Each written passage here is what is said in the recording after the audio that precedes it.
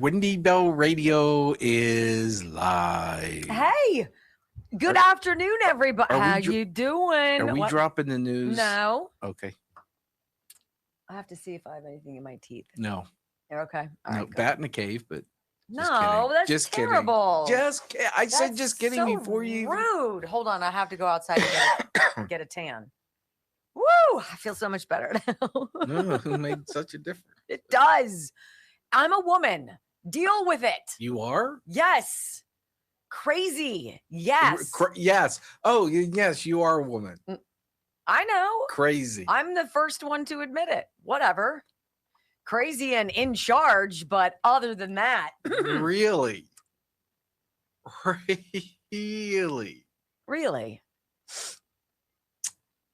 How's everybody doing? How is everybody doing?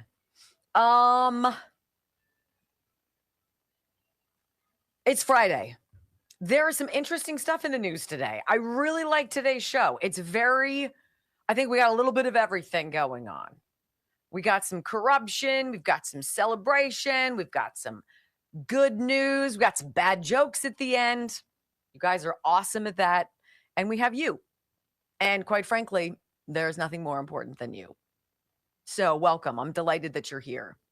All right. I want to tell you guys, and I want to roll this now before we get too deep into this. You've heard me talking about the wellness company's parasite cleanse, and it just sounds like such a gross thing that anybody would ever think about doing. And then I started reading about it. One of my favorite things to eat is like a salmon salad, right? A grilled salmon salad. Salmon is one of the most highly parasitic fish species that we can eat. And it's not uncommon for those parasites, worms and whatnot to get into our systems as we eat it, which is so disgusting. So when our friends at the wellness company were like, look, over the last 2 decades, this raw fish consumption has exploded. Sushi bars all over the place, right? So the parasites that come with it, salmon, one of the most popular fish worldwide, naturally has more than 70 parasites. So anyway, if you like your fish, if you like to live your life and you don't want to think about all the things swimming around in your body, this is what you need to do. And this is fantastic. There is a more budget-friendly 45 capsule option of this mebendazole and ivermectin mix, which is, I think it's like the holy grail of all things healthy. And the wellness company has it for you. twc.health/Wendy. You're going to save 10%. They're going to get you free shipping. Let me tell you what this does, because Dr. McCullough recommends this. He recommends we do a cleanse at least once a year. And he says, look, this is a preventive measure. The wellness company offers this hard-to-access parasite cleanse, prescription strength, USA compounded ivermectin and mebendazole. Each capsule contains 25 milligrams of Ivor, 250 milligrams of Meb. It's lab tested for quality, so you can now get this more budget friendly. You do it once a year. There's enough for 2 people in this. This is 2 21-day parasite cleanse cycles. Same formula in the original, just a smaller quantity and more affordable. If this is something that you also are like, what? I am interested in this. This is a very special offer for you guys, okay? Go to twc.health/Wendy. Use my name for the free shipping and the 10% off. The wellness company, I love them. They were born from COVID, and man, have they flippin' grown like nuts. Super excited to be friends with them and partners with them. Other than that, what's going on? I haven't even logged in. Holy Moses, I haven't rumbled. Right? What are we doing? What do you mean you haven't rumbled? What's a rumble? Oh, what's that? What is a rumble? A rumble is your ability to vote. And unlike the 2020 election, we don't take your vote and give it to somebody else. Right. So you get your own vote here. And this is it. Much like the 2020 election, if you have multiple Rumble accounts, you can rumble. Oh, so you can vote more than once. Yeah. Well, that's kind of interesting. Oh, pull a Democrat. Be a liberal just once in your life. Very nice. Very nice. So that's the thumbs up button underneath you guys. Please follow us. We're trying to get to 100,000. We're about 7,000 away. You know, if you were to blend all of our things, don't you think we're already there? Yeah. I think so too. But we're not officially on the account there. But you guys have been a part of it. It's literally one person at a time. And we're delighted. So if you're today's one person at a time, welcome. And thank you for hitting that follow button. Remember, we don't email you. We don't bother you. We just notify you when we're live. Okay? Welcome. I love you guys. 5, 4, 3, 2, 1. Welcome to your daily dose of facts to fight off the liberal gaslighting. You can be in the middle of a hurricane. You have sanctuary in the city of Chicago. Or you can be on a calm day. North is still north. You could be in a thunderstorm. I am angry. We are not going back. Not ever. North is still north. People can yell at you. The hell with the Supreme Court. We will defy them. North is still north. It doesn't change fundamental things. And in this business, right is still right, even if you stand by yourself. We don't get fooled again. No. Live across the fruited plain and from sea to shining sea, we're converting the Marxist left 1 hour at a time on the Wendy Bell radio program.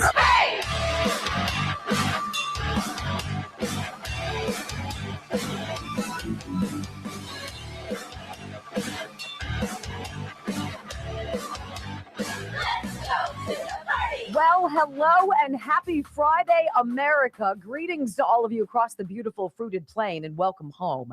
This is the Wendy Bell radio program, common sense, conservative values, and a pledge to always tell you the truth. It's what we do.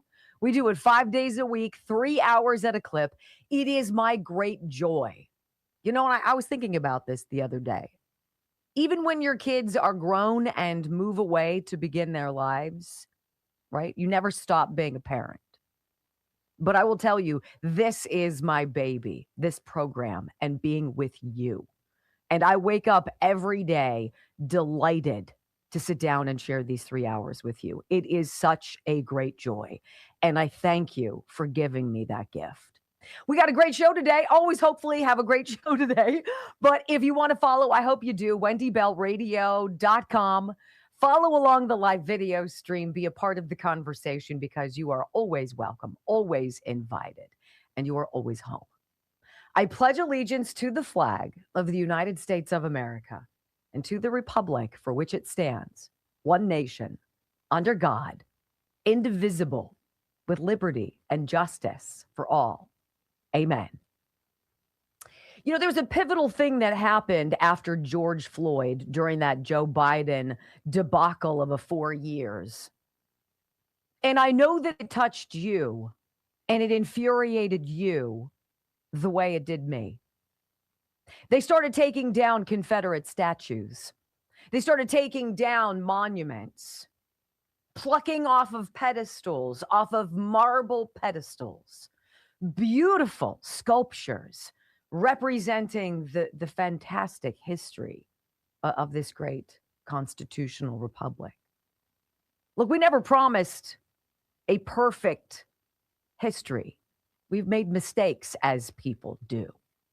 But those monuments, those statues, those generals, those heroes, they were there for a reason because they tell the story of America, of our struggle for independence, from the very beginning to where we are today. And during George Floyd, those statues, it was something like 1,200 of them across this country were toppled.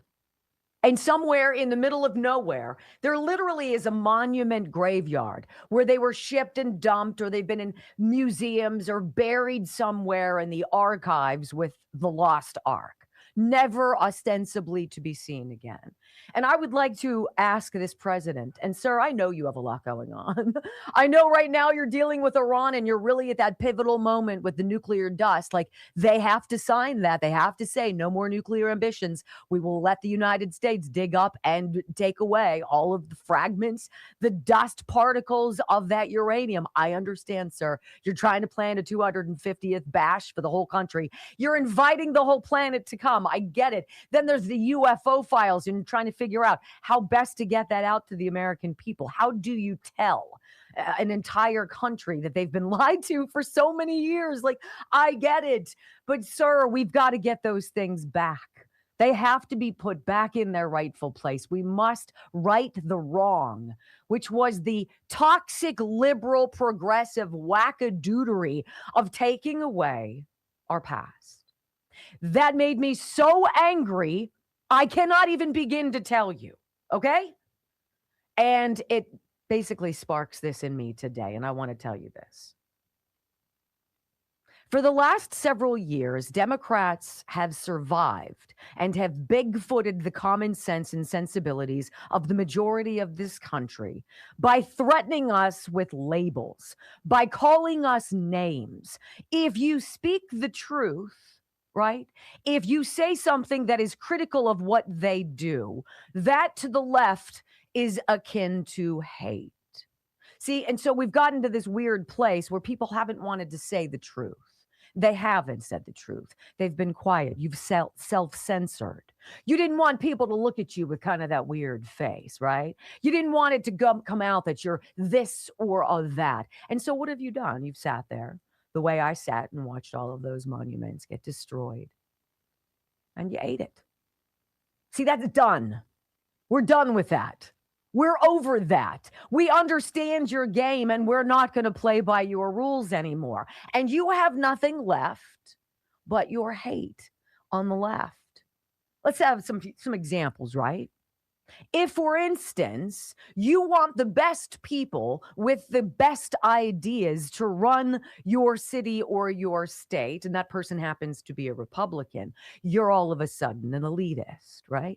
If you want proof of identification at elections, you would be what?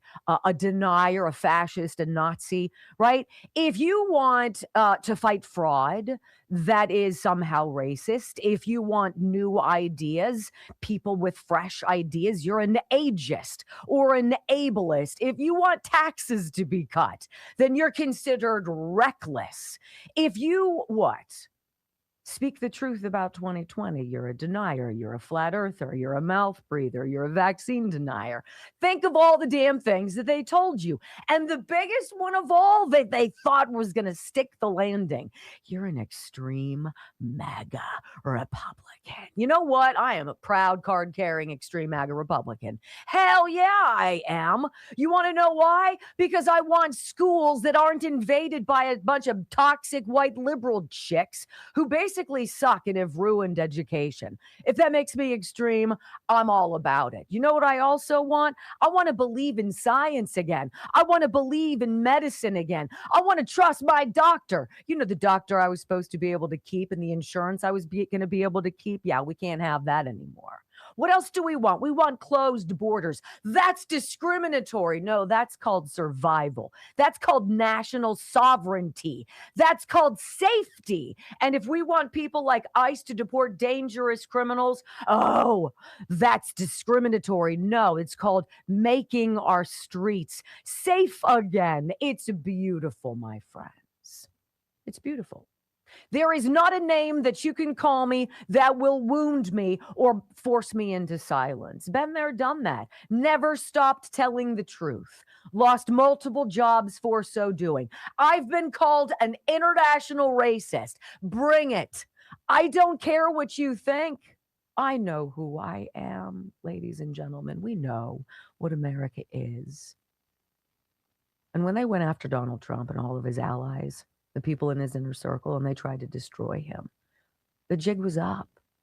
When they told us that being a good citizen meant allowing some experimental gene therapy to be plunged into our bodies, that we weren't allowed to ask questions about it, or else we'd be labeled deniers. I said, the game is over.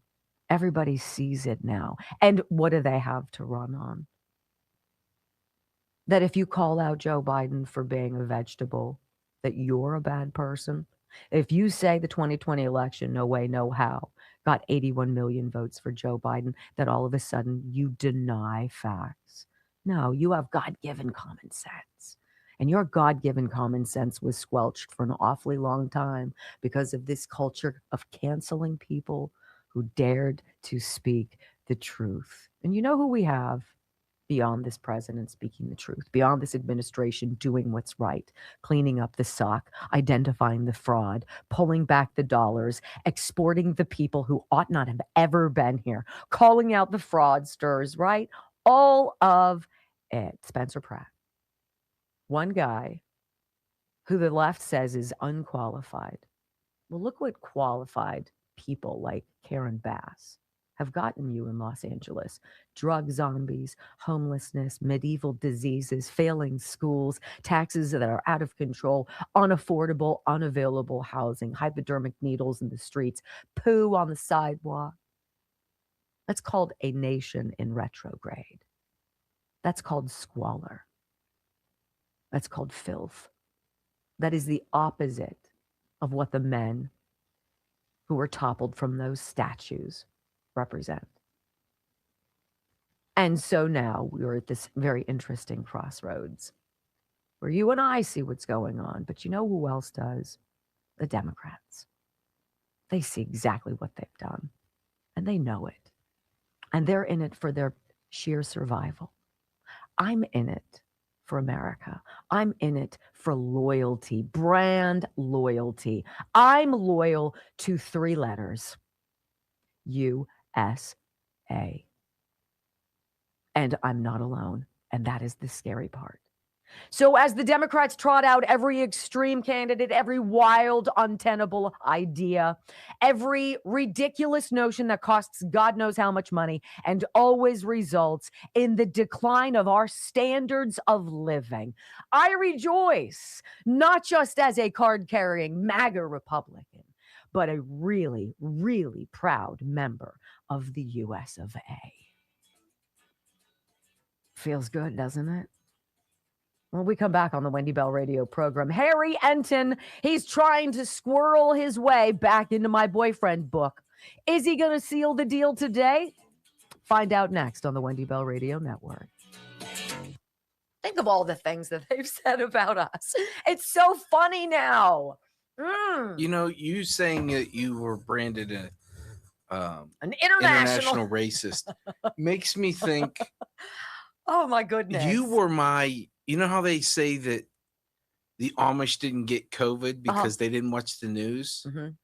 That was me with you, and why I didn't have a problem working with you when you went to KDK. Mm-hmm. Because I didn't pay attention to news. I didn't know who the hell you were. Mm-hmm. Literally had no idea. No. And so when people were like, "You're going to work with that racist," and he's like, "I didn't pay to me." He's like, "Racist? Really? What'd she do?" And then he went and did his due diligence and read all these articles. And all these articles were saying the same thing. Oh, she's a racist because she said her black neighbors should stop killing their other black neighbors.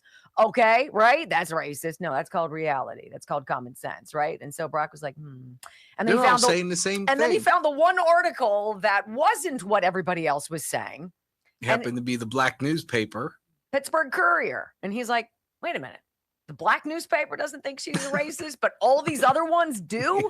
Something's going on. And then you called your black friend, our mutual black friend, Josh, who had worked with me at Channel 4. And he was like, please. You know, that's how you describe him, and I understand why. But I looked at it as this guy's worked with her. And it had nothing to do with him being black. It had everything to do with what she liked. Because its description to me was, take the job because she's loyal and you'll never outwork her. And I know that's all that matters to you. Well, no, I said he was black because what else did he say? I love that white woman. And he explained it to me. He told me half his family loves her, half his family hates her. It's whatever. Yeah. You know, and here's where I am. We're laughing now. We're laughing. We're laughing at Graham Plattner. We're laughing at people like James Tallarico. We're laughing at this El Sayed guy. Do I have time? Have we blown through all of the time? Blood Flow 7. I got the most phenomenal testimonial. Blood Flow 7, Wendy and Brock. This is from Linda. Wendy and Brock, I've been taking Blood Flow 7 for a few months. It has helped tremendously with my migraines. What? I've gone from 6 to 7 migraines a week. That's debilitating. To 1 to 2 in 5 to 6 months. This is Wow. the best relief I've had in 47 years of suffering. Nothing has helped me as much as this has. And Linda, I will say to you, if you have migraines, you've been on Imitrex, you've been on everything I was on too, right? Bloodflow7.com/Wendy. 30% off Bloodflow 7. It's less than $1 a day. It's going to change your world. That I promise. How about it? I'm a little. And it's affordable. I'm a little amped up today. Oh, Harry. Oh, Larry.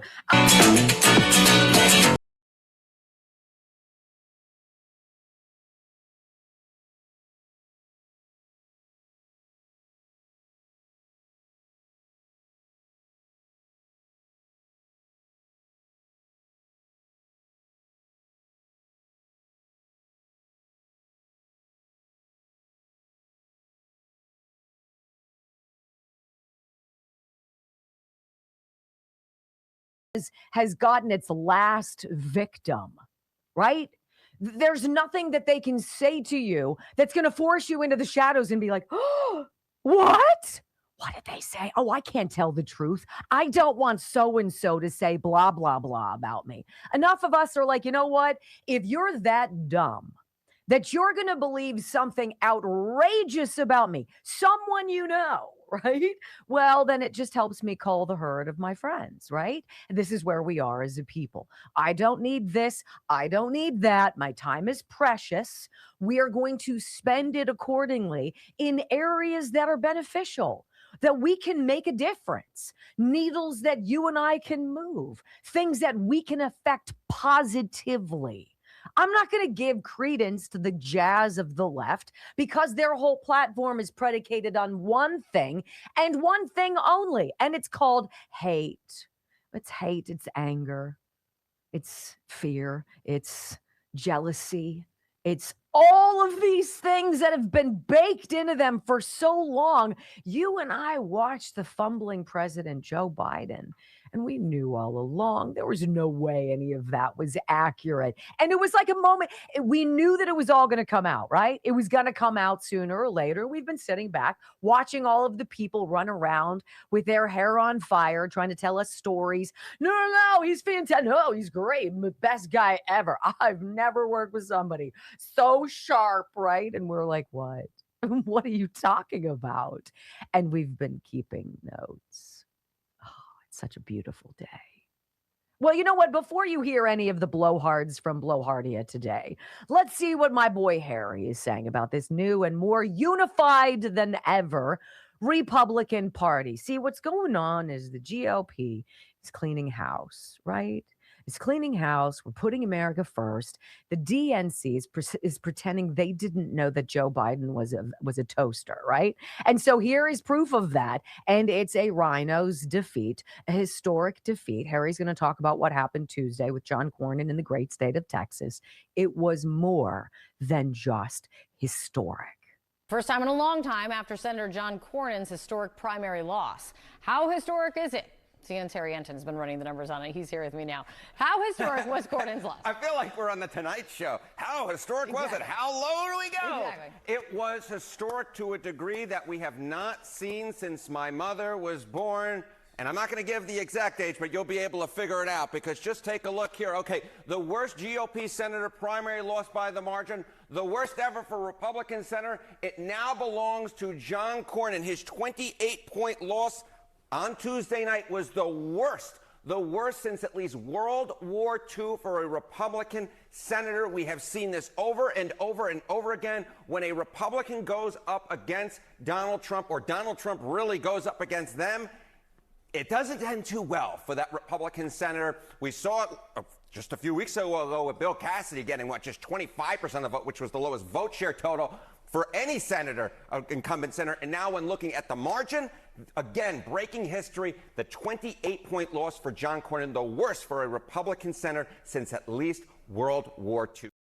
So you've heard that already, but the most important salient point here is that we have standards. And these Republicans who pretend to have our standards don't.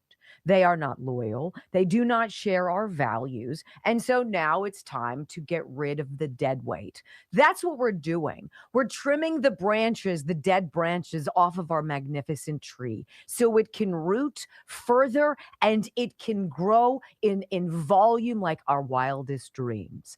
Harry continues. He's like, look, and the GOP has changed a great deal since the age of the Bushes. Oh my. John Cornyn was first elected back in 2002, and I will just tell you that the George W. Bush era of the Republican Party is simply put, it is dead. It is dead, and this was the capstone to it. And Donald Trump's Republican Party is very much alive. He is the leader of the Republican Party. I just want you to look here. I mean, this just tells you everything that you need to know, which is the net favorable rating with the GOP. You have Donald Trump, you have George W. Bush. Before Donald Trump declared back in May of 2015, look at this. George W. Bush's net favorable rating was plus 58 points. Donald Trump was 45 points underwater with Republicans. Look at this. This is over 100-point shift, I do believe. Donald Trump is now at plus 61. That's an over 100-point shift in the positive direction for Trump. And look at what happened to George W. Bush. He dropped by 40 points from plus 58 to plus 17. So George W. Bush has fallen through the floor since Donald Trump, of course, first really appeared on the political scene, first ran for president for the Republican nomination back in 2015, declaring in June of 2015, while George W. Bush, simply put, as I said, his Republican Party is dead. Republican voters are very lukewarm on him, and Republican voters are still very hot to trot on Donald Trump. And you saw that in George W. Bush's home state of Texas on Tuesday night with John Cornyn, of course, a Bush-era Republican, going down to a historic defeat. The bottom line is that Donald Trump, it's his party across the political map, even in George W. Bush's backyard. And see, what's exciting about this is as conservatives, we're watching a party coalesce. We're watching it get better. We're watching the stuff that hasn't worked get sloughed off. Now, on the other side, you've got Ken Martin as the head of the DNC, right? And if he was honest about the 2024 post-mortem of why Kamala lost, I mean, how much time do you have? Why is this a mystery to the Democratic Party, right? Because they're so used to getting away with everything they have, from stealing elections, right, to putting in office someone who wasn't elected and then running a shadow government without his knowledge and signing his named documents to try to destroy this country. If I was Ken Martin, and I don't mean to give him any kind of advice on how to suck less, but let me help him out. I would be like, look, we've given you bad people. We have no good people. We have no good ideas. We need money that we grift from other people because flat out we suck. Oh, we got to do better. Okay, now I'm listening. Just freaking tell the truth. When we come back on the Wendy Bell radio program, oh my gosh, the Jill Biden pylon is on. Oh boy, next. You know, and I also got this from Sniper.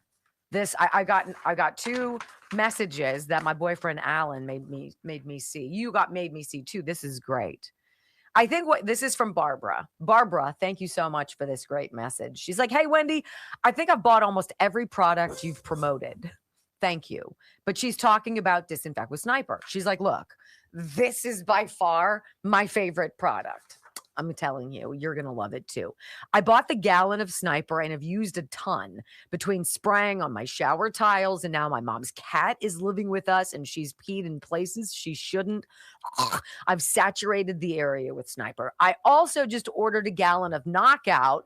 There you're talking, baby. Knockout, because I've used the original spray bottle that I ordered. The Harmony works great on the red spiders that come outside during the beginning of summer.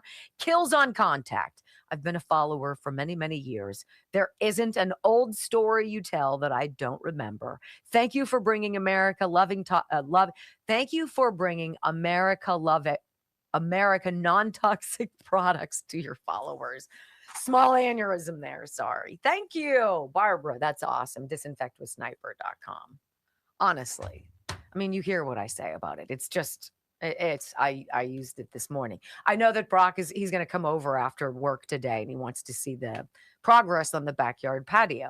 And so I said, well, come over. It's Friday. We'll have a couple beers. We can't sit out there yet, but we'll be able to look at it. And of course I cleaned the bathroom because the last time you were there, I think somebody blew it up.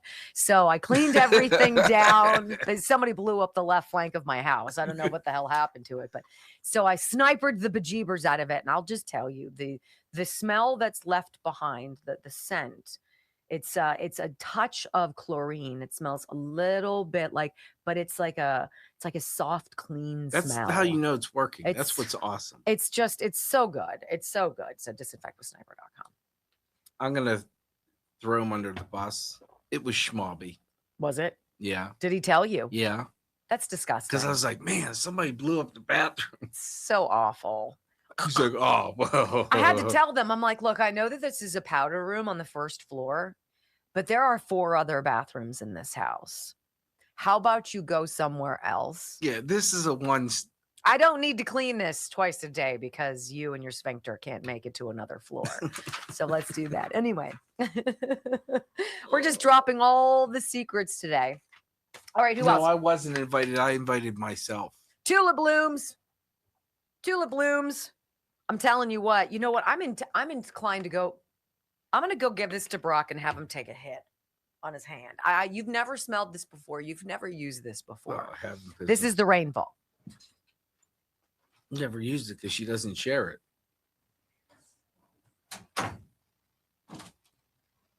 Shake it up. And just put a little. Be honest. Like a dab?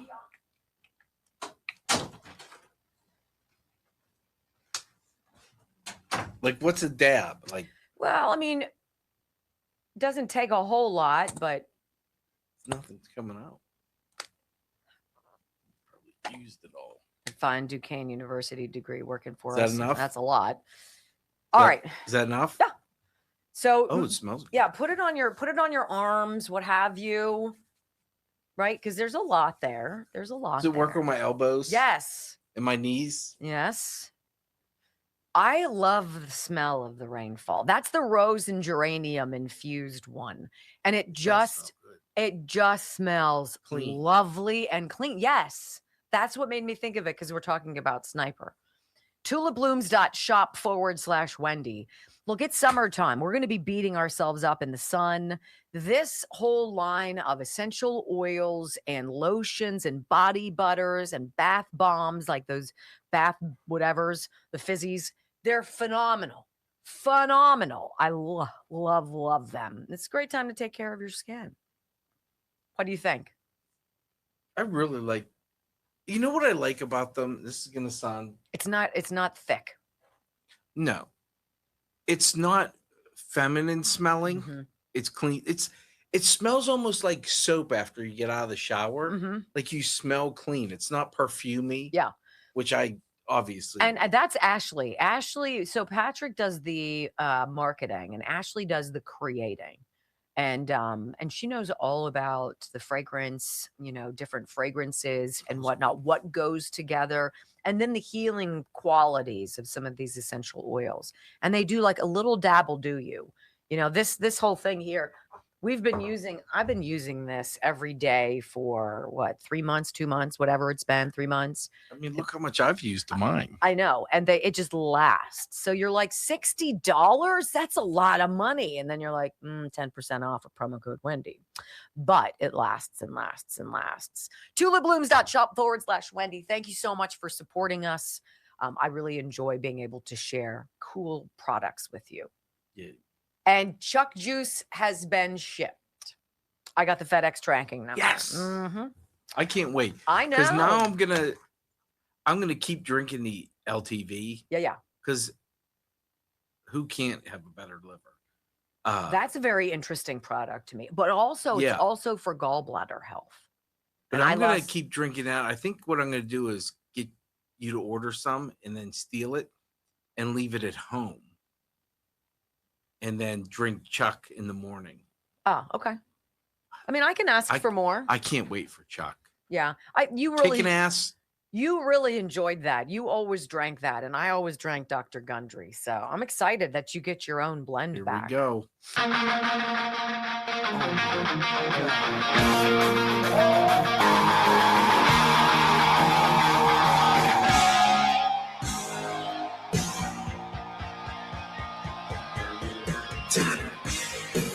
Well, you know, President Trump even calling out Dr. Jill Biden out there. Welcome back to the Wendy Bell radio program. You know, this great unraveling of ridiculosity that's going on. It's so funny to watch Jill Biden in this CBS interview. I guess it's dropping this weekend. I don't know if it's out yet. I think it's this weekend. And they leak all of these things to get people chatting about it, whatever. And she says, "Oh, I thought he was having a stroke on the debate stage." And it's just so ridiculous. All of it is so. The thing that she said that's the most offensive to anybody who's paying attention, and you all are, so it should offend you too, is she said to the reporter at CBS, she's like, "I was just so shocked. I thought he was having a stroke. I've never seen him like that before, and I never saw it happen after. It was just that one moment in time when everybody was watching because he couldn't be hidden anymore in his hyperbaric chamber getting whatever the hell treatment he was getting, or dragging his beach chair across the beach, or being on vacation nearly 50% of the time. Why? Why ever was he never available? Because he was so busy? No, because he was demented. And that's a bummer. That's a bummer. I never made fun of Joe Biden. I think he's a clod. You know, I feel for that family. I do. I feel for that family. It's a tragic family. And I think Jill is an egoist who really enjoyed being in the White House, really thought it was something special. She's a low IQ individual who got off on the ego push of being the first lady, right? She wore like the most awful outfits. And remember the garish decorations of the White House at Christmas? It was like Mardi Gras. It was like not red and green and It looked like a tactful. circus. It looked like a circus. And she had like trannies in videos, like doing flips down the hallway. And everybody was like, what in the Sam Hill has happened to this country? Well, it's almost like you weren't paying attention, Dr. Jill. Trump writes this in this truth, which is brilliant. Jill Biden is now out there finally admitting that she did not know what went wrong with Sleepy Joe during that spectacular and highly rated 2024 presidential debate, where Joe was not exactly performing to the highest level of debate standards. This is where he's masterclass, because he pokes people. He stokes that ire. He owns them. He owns the left. He owns the liberals. He owns the he owns the media. Donald Trump sucked all of the oxygen out of the universe. And everybody started obsessing about Donald Trump, right? And so he can say these things that just tick them off. She said that she thought he was having a stroke and various other really bad things, and never rushed to the stage to help her troubled husband, which any good wife would do. Do you guys remember when Melania? I remember this. I remember when Melania married Donald Trump, and he was going to run for president. And she's a supermodel, right? She's been on how many different magazine covers, Vogue, whatever. And she would have to essentially stop her career to basically stand behind the man. And without wavering, she's like, "I've been on enough magazine covers. I don't need to do that anymore. This is the opportunity for my husband, the man I love, to do something magnanimous and triumphant and necessary for this country." And so absolutely. And who is Melania? She really is in the shadows, a woman who I'd love to look at more. She's a beautiful woman, right? And she's very in the shadows. She got behind her husband. Jill used her husband for her own self. They used his political positions to make what, $30 million from foreign governments?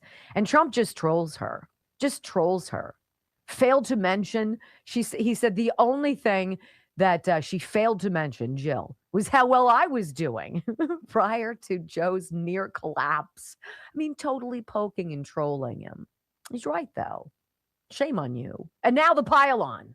is totally on for Jill Biden. The left now, the media, the propaganda media is now trying to pretend that they're offended by Jill. You guys are more complicit than you ever would give yourselves credit for. Jill, obviously, as the spouse, right? It's your job to protect. That's your loyalty. That's that golden band you wear, right? And she let her husband be used so that her dreams could be fulfilled. And that's just gross. So I want to play for you some of these audio sound bites. Jake Tapper. You got to love Jake Tapper. Jake Tapper, who's like, this is my new book, Original Sin, buy it today. Like, it came out 4 seconds after that debate performance. And Jake was like, oh my gosh, I didn't know anything was wrong. And I'm like, dude, you were a debate moderator. You were sitting 50 feet away from the guy. You didn't see his stunned in the clouds look. What? Where am I? Like, all of the cutaways of Joe Biden during that debate, it literally hurt to watch a man be put in that position to fail so flagrantly. Here's Jake Tapper. He's such a blowhard. Listen. Now she tells us. That's the response from lots of Democrats to former First Lady Jill Biden finally admitting that her husband's debate performance in June 2024 was so bad that, in her words, she at the time was frightened that President Biden was having a stroke on stage. She made the admission in an interview with CBS News in which she is promoting her new book. I don't know what happened. I mean, as I watched it, I thought, oh my God, he's having a stroke. And it scared me to death. I should also disclose that I was one of the 2 moderators at the debate, and after it, she and the president walked over to the table, and they didn't act as if anything significant had just happened at all. They made polite chit-chat. She certainly didn't act like somebody who was worried that her husband had just had a stroke. Let's not try to throw her under the bus, dude. You were right there. You know, as a former and recovered member of the media, I can say to you, my job is to observe. My job is to ask questions. My job was to ferret out facts, to get sides of stories, and to dive into finding what is right. And Jake Tapper accepts no personal responsibility for obviously covering as a propagandist for the Biden crime family syndicate. That's what you did, Jake. Dude was standing right in front of you. You saw how he walked. He walked like he's a statue. And then they lied. Well, it appears that he's got some kind of spinal stenosis. Nothing to look at. Nothing. But did you do a brain scan? Why ever would we do that? Oh, I don't know. Because he walked into the bushes? Because he needs blue X's on the ground to remember where to stay? Because he needs cue cards to remember Hillary Clinton's name? Because the Easter Bunny had to save him, Jake? Jake's like, Jill Biden, oh, wow, she really did a big one here. And I'm like, hi, pot kettle black. And then there's Democrat Representative Adam Smith.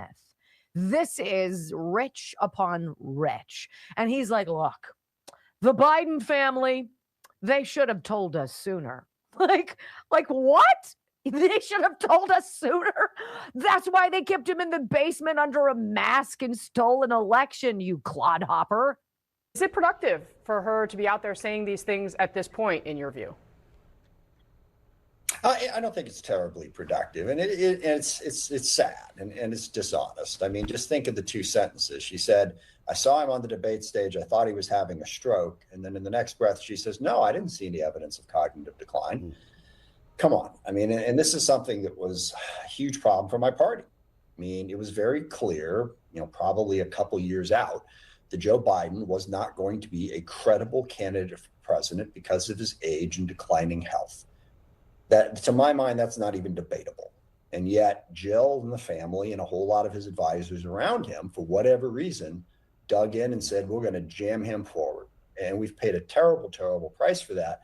And the final point on this is every one of us Democrats out there who saw that Biden was going to run and there was no stopping him, we had to try and defend him. Which undermined our credibility as individuals and our credibility as a party. So it really weakened us in 2024. They should have seen it. They just should have seen it. And the only thing I want to hear from Jill Biden is, I'm sorry.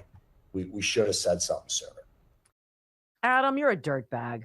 Enough said. Tyrus over at Fox, he says something very interesting. He says Jill is giving herself an alibi. Because apparently he says here, the DOJ is going to release those her tapes, the ones in which Joe obviously is like, right? Not making any sense. This is why the Biden family is suing the DOJ to stop the release of those tapes. Tyrus says Jill needed an alibi. What? Alibi. Yeah. She's trying to create an alibi. She was not in the know. The about to hit the fan.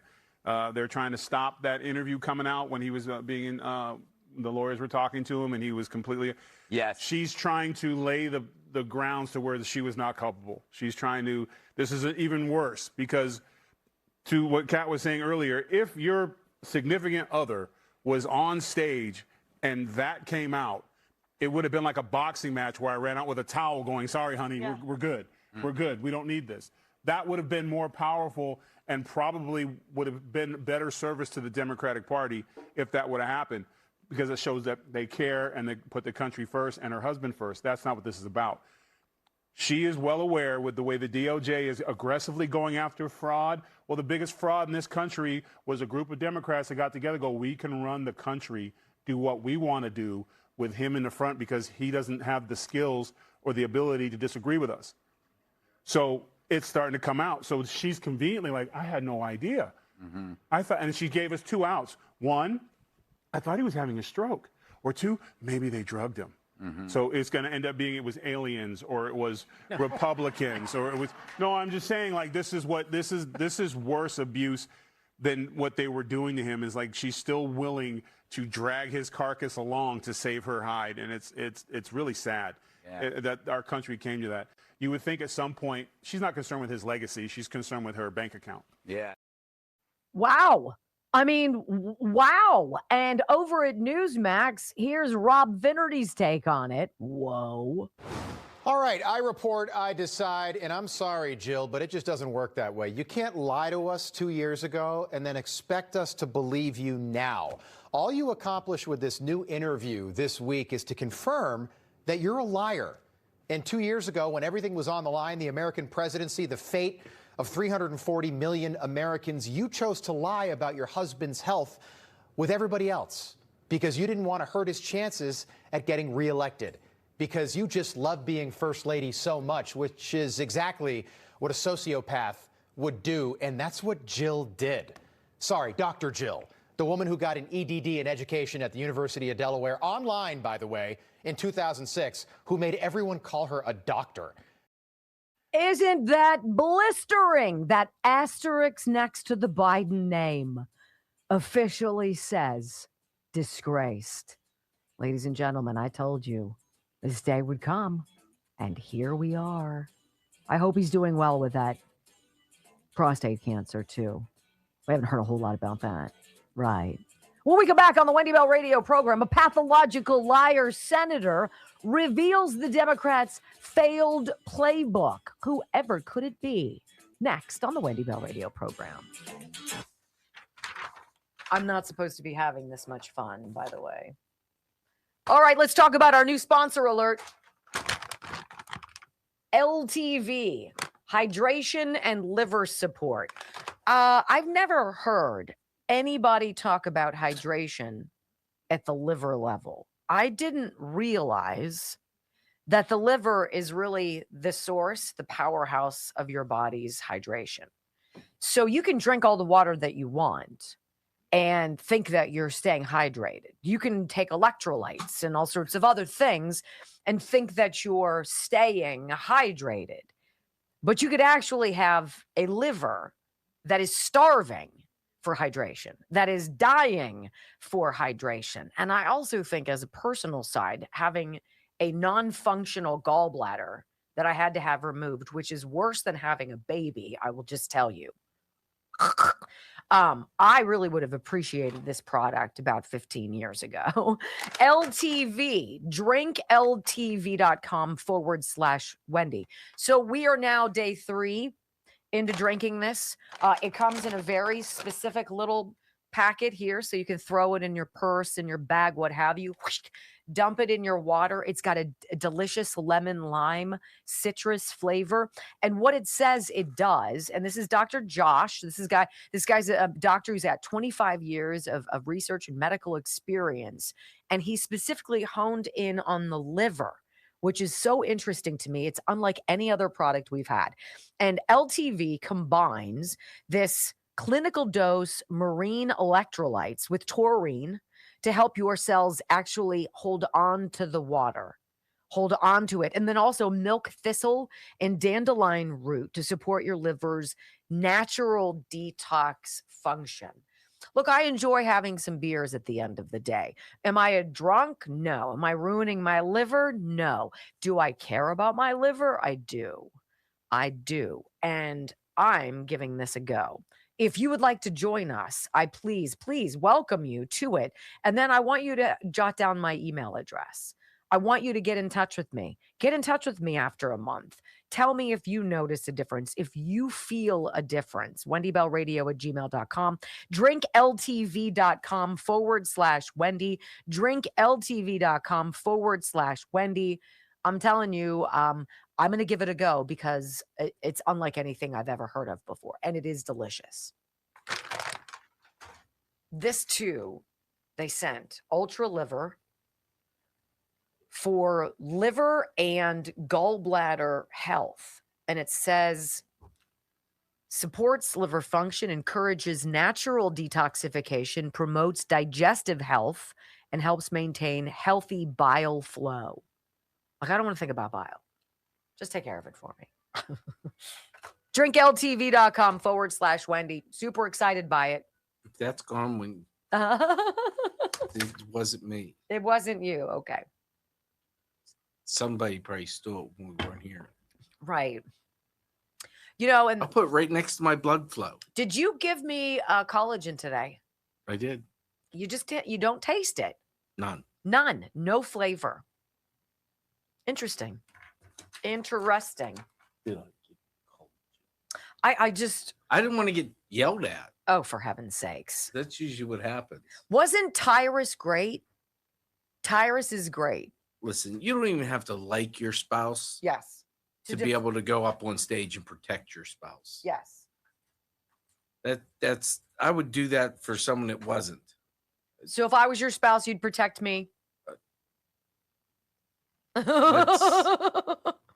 I'd throat punch you to knock you down.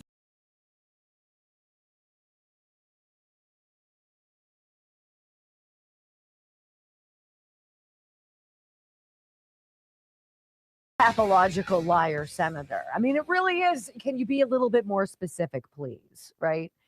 Okay, how about Chris Coons? This guy from, where's he from? Delaware? Is that where he's from? Yes. He's from Joe Biden's hometown, Chris Coons. Chris Coons did a lot of defending of Joe Biden over the last several years.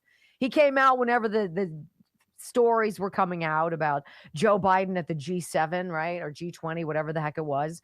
And that big, the guy comes in on the parachute and Joe Biden wanders off. And they're like, no, he was just talking to the parachutist, right? Kind of like how we would tell people what everything, don't jump. Like that is all textbook pal. He needs to be in a wheelchair, not in the Oval Office. Okay. Let's just be honest about where we were.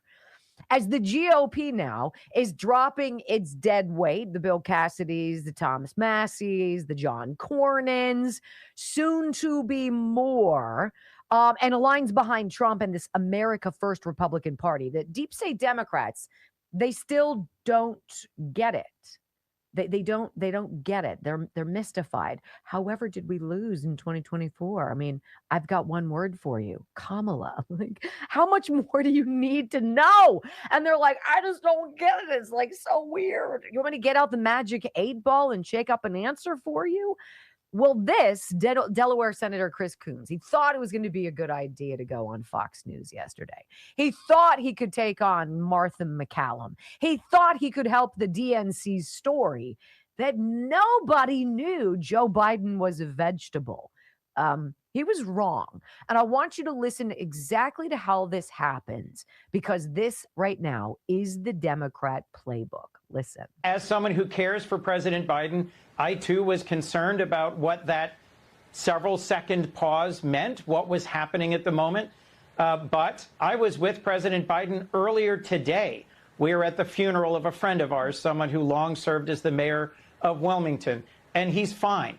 I see regular incidents where President Trump falls asleep in meetings in the middle of the day, makes no sense in answering questions. And frankly, what I think the average Delawarean wants to hear is, what are we going to do to lower their costs? And what are we going to do to avoid future pointless wars overseas? Two things President Trump ran on when he was successfully elected in 2024. Well, I mean, we can go back and forth, you know, on the cognitive abilities of President Trump versus what was quite obvious from President Biden. President Trump answers like 30 to 100 questions every single day from the press. Most days, he is Martha, a completely. we never saw President Biden take that risk in a million years of answering questions that way. Yeah. No, I think it is significant, because I think there was a lot of cover-up, frankly, of his condition, and I think that you probably were part of that. What's the goal of the war in Iran? Okay, what's the goal of the war in Iran? To stop nuclear war, you feckless hack!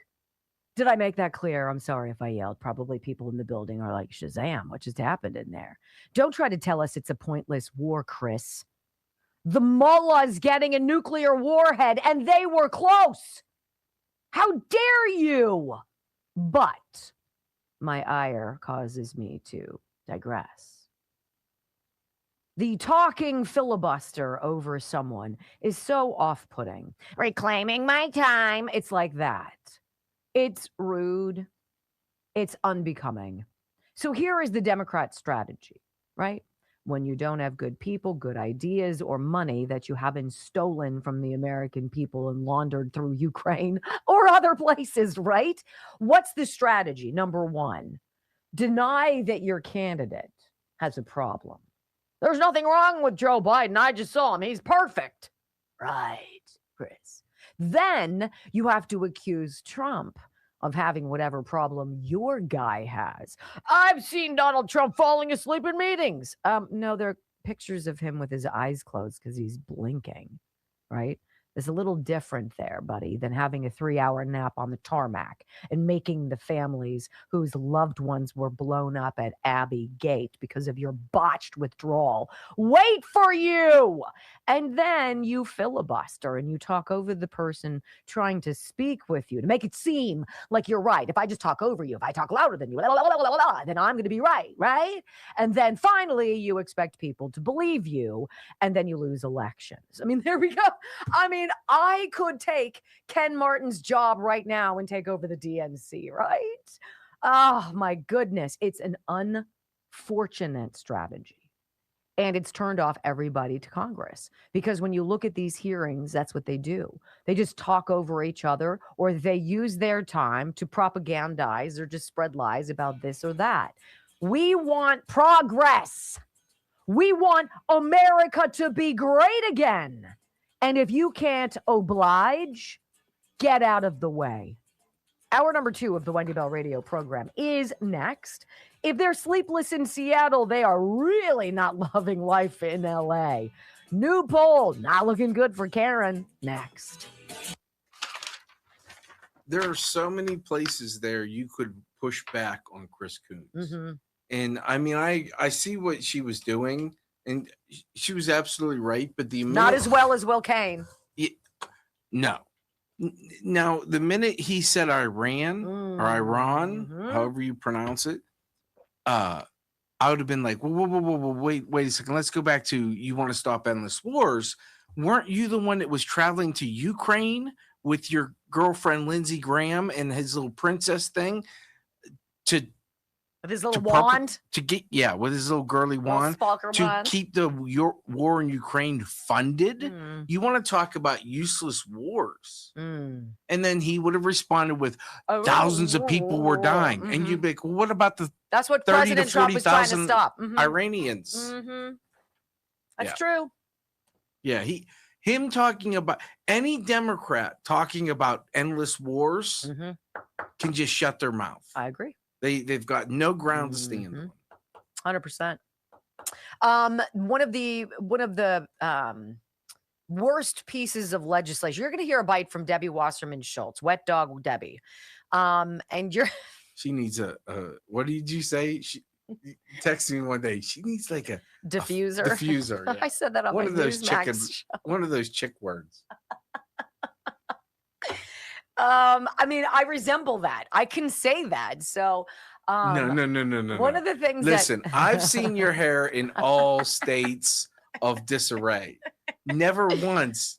And hers is combed, apparently. I don't. Never once has yours looked that bad. You get wow, thanks. That's And you damning look with like an faint ice cream praise. cone this morning. I did. I had a fountain of like whoop. Obamacare. You know, if you need beyond looking at the Postal Service to realize that the government should never manage any business, let alone something as monstrous as healthcare. The Affordable Care Act, which got 0 Republican votes for a reason in the House and the Senate, 0, right? Why did it get 0? Because it was a grift. It was a multi-trillion-dollar grift that raised premiums, raised deductibles, and basically crushed people and made healthcare mandatory and mandatorily unaffordable. And so people just stopped going to the doctor, going to get help, going to the hospital, what have you. Well, when enough people bail out of something they can't afford, the system collapses, because the only way it's buoyed is with participation. The more people pay into it, they offset the costs of those who actually really need it. And then you browbeat people with exorbitant pricing, so they never go. And then you never have to pay out. That was the whole scam, right? It's going to crumble. And a lot of people are going to get shafted from this. So don't get shafted. Be prepared. Please write down Health Revolution, info.healthrevolution.net. These guys are so serious about reaching out to you, about saving you 30 to 60% on your premium, about no copays, about dramatically reducing your deductible, about you being able to select which doctor you want to see, not choosing some network provider thing, right? There's no like finite window for open enrollment where you have to race to get your paperwork in. They're there for you at all times. 800-868-6187. And they're so serious. They advertise with us here on Rumble on the show. They advertise on all of our radio stations, and they're an advertiser on our podcast. So you'll hear them as a pre-roll commercial before the podcast. Why? Because they've got money to burn? No, because these things are going to start happening very quickly. If you're under the age of 65 and you're in pretty good health, if you're on COBRA, if you're self-employed, if you are one of those young people who just got booted off your parents' insurance, if you're a gig worker, right, and you don't get insurance from your company, from where you work, info.healthrevolution.net. Go there and make a contact with them, and they will help you create your own personal health insurance policy. No more the government doing it. You decide what coverage you want, and then they get you the best price, and then you've got peace of mind and a hell of a lot more money in the bank after the month. Important, right? info.healthrevolution.net. 800-868-6187. There's a lot there. I'm sorry. Crude prices are falling. What'd you say? Crude oil prices Is that are right? falling. Yeah, 86.63 right now.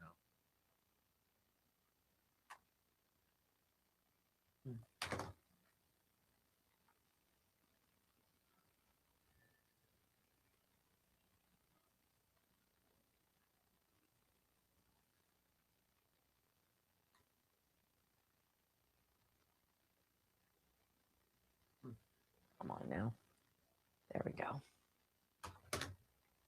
Chris Coons is as disingenuous an individual as I've listened to in a while. He put it right.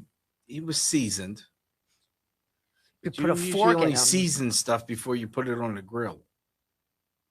Toast him. The only way to save Joe Biden is for him to die. That's literally the only thing. That's the only way. And then the floodgates will come out, and then the whole Biden family's done. Jill is a disgrace. She's just disgraced herself. And the book, who the hell wants to buy that book?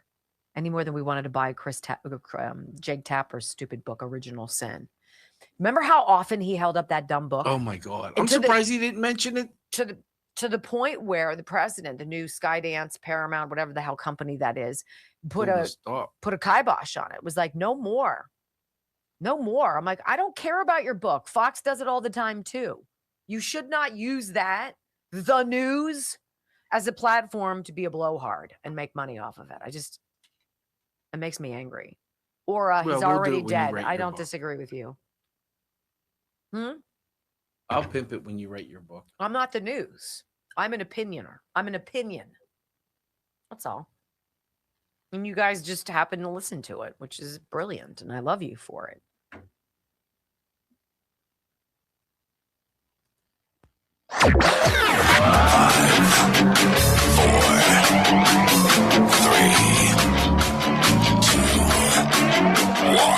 Wendy Bell. Inspiring solutions to save America, one show at a time. Are you ready to get on board?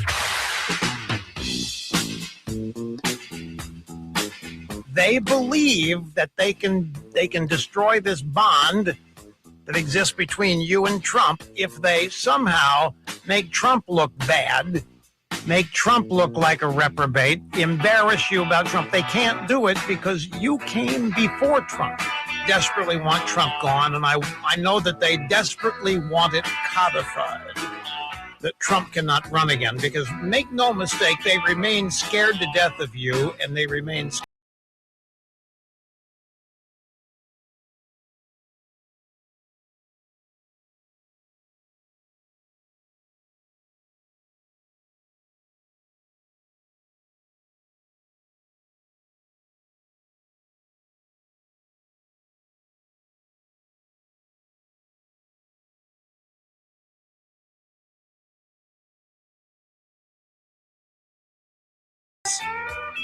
They can't separate you from MAGA.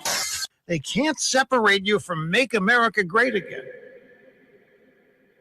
From sea to shining sea, 3 hours of bold truth and excellence. The Wendy Bell Radio Program.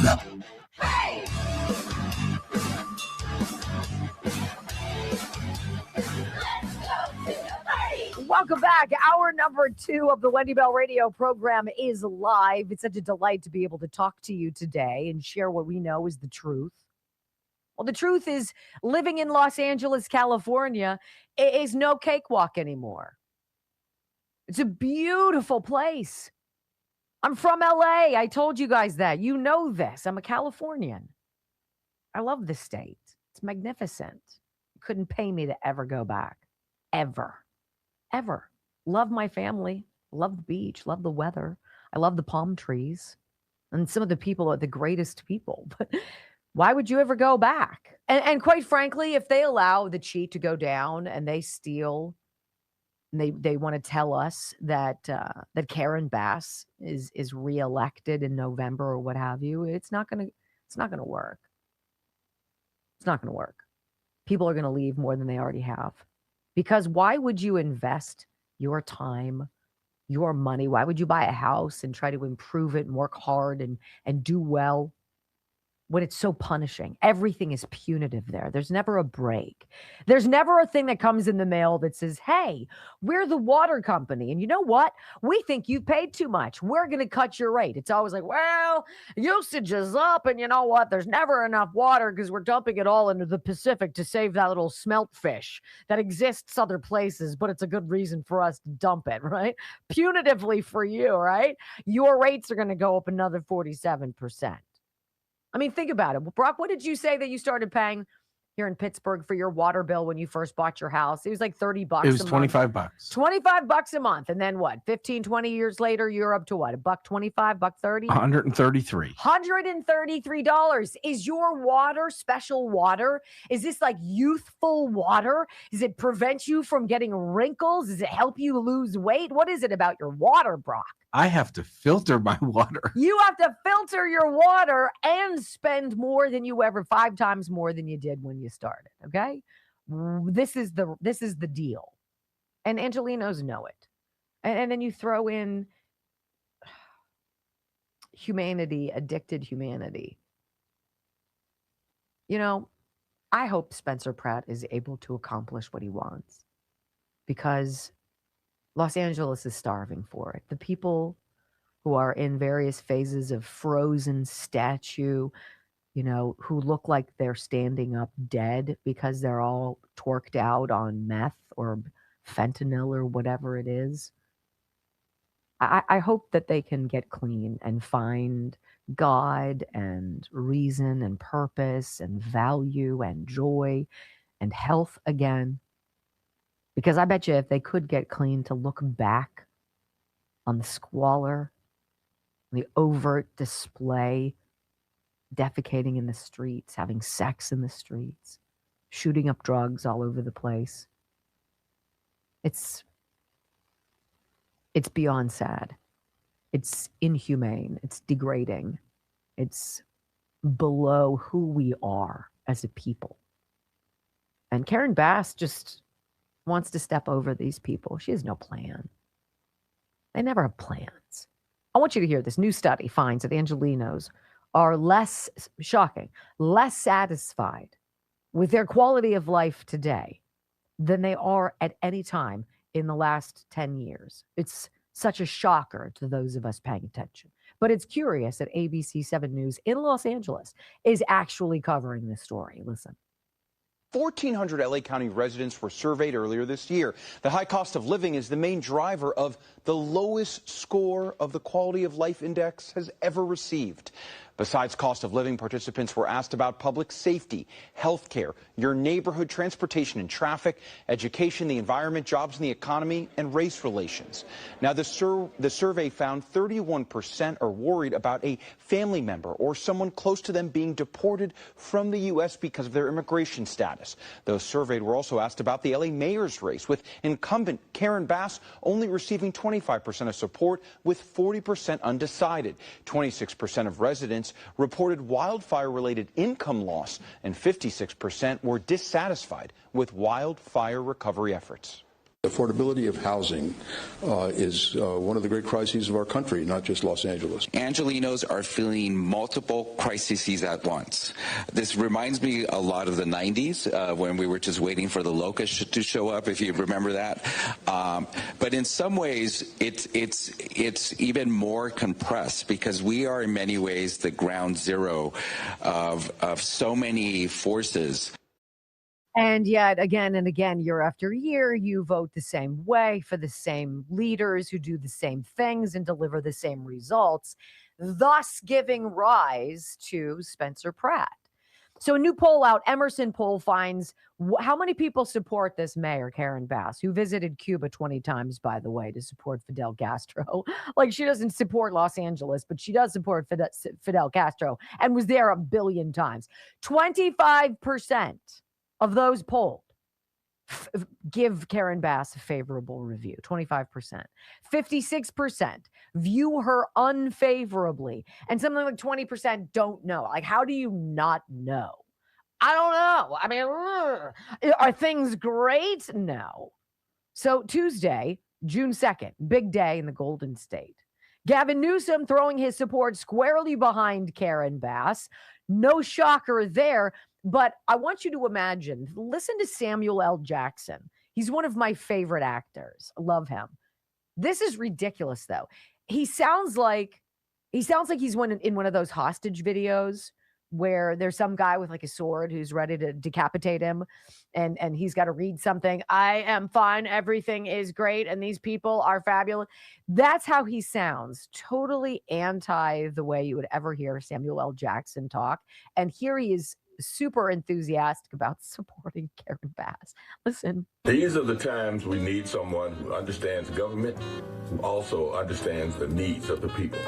Someone who will go in the streets and gather the people together, not someone who will divide them. Karen Bass is that person. Karen Bass for mayor.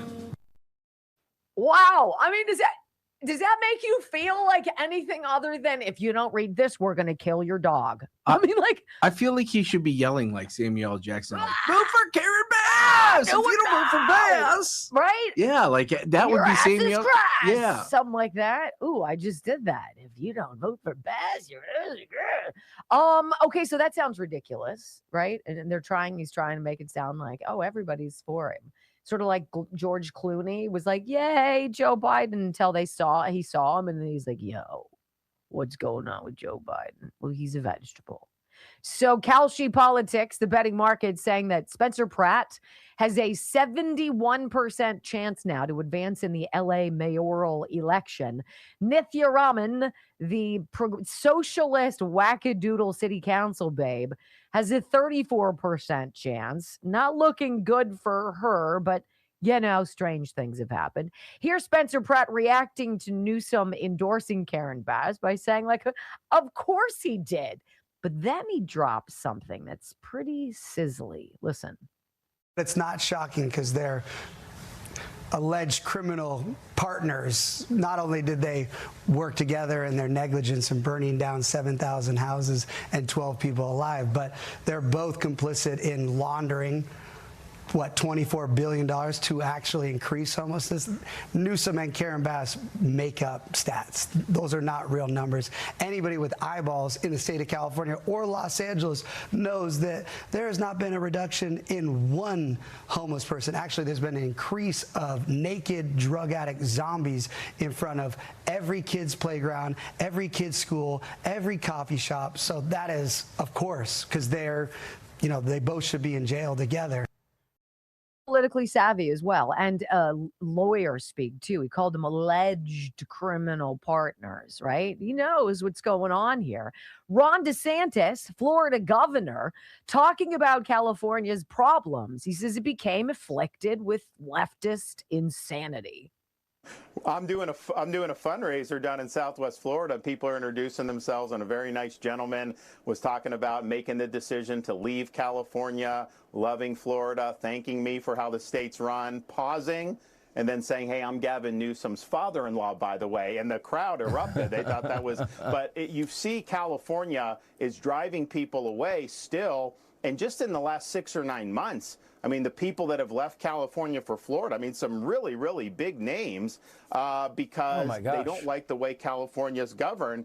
And, that's just the way it goes. My whole life until recently, people aspired to go to California because it's such a beautiful state naturally, and they've hemorrhaged business, they've hemorrhaged population, and they've hemorrhaged wealth, and that's just a result of the bad policies. California didn't all of a sudden lose its coastline or lose all the great things it had. It just got inflicted with leftist ideology. And you will not guess what Scott Bessent, Treasury Secretary, said about Gavin Newsom. I'm going to save it for you until we hit the break. And we're going to come back to this because I got a little long. And Debbie Wasserman Schultz, Wet Dog Debbie, sitting down with Kristen Welker. What, you didn't see Joe Biden's clear cognitive collapse? Oh my, next on the Wendy Bell radio program. Right? All right, I'm done. So 71% chance. Fox just ran a thing that says Spencer Pratt's within the margin of error, and have him behind that ramen noodle lady and Karen Bass. Wait, who says this? Fox. They say he's behind. Yeah. Oh, okay. We'll see. Let's see here. You're doing your show. Yeah,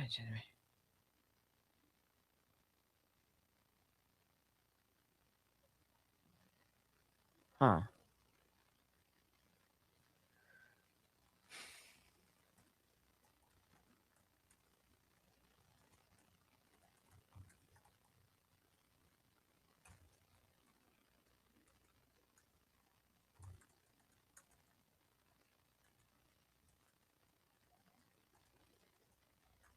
I'm still shocked that Joe Biden didn't know who Hillary Clinton was. Yes, right? Let me see.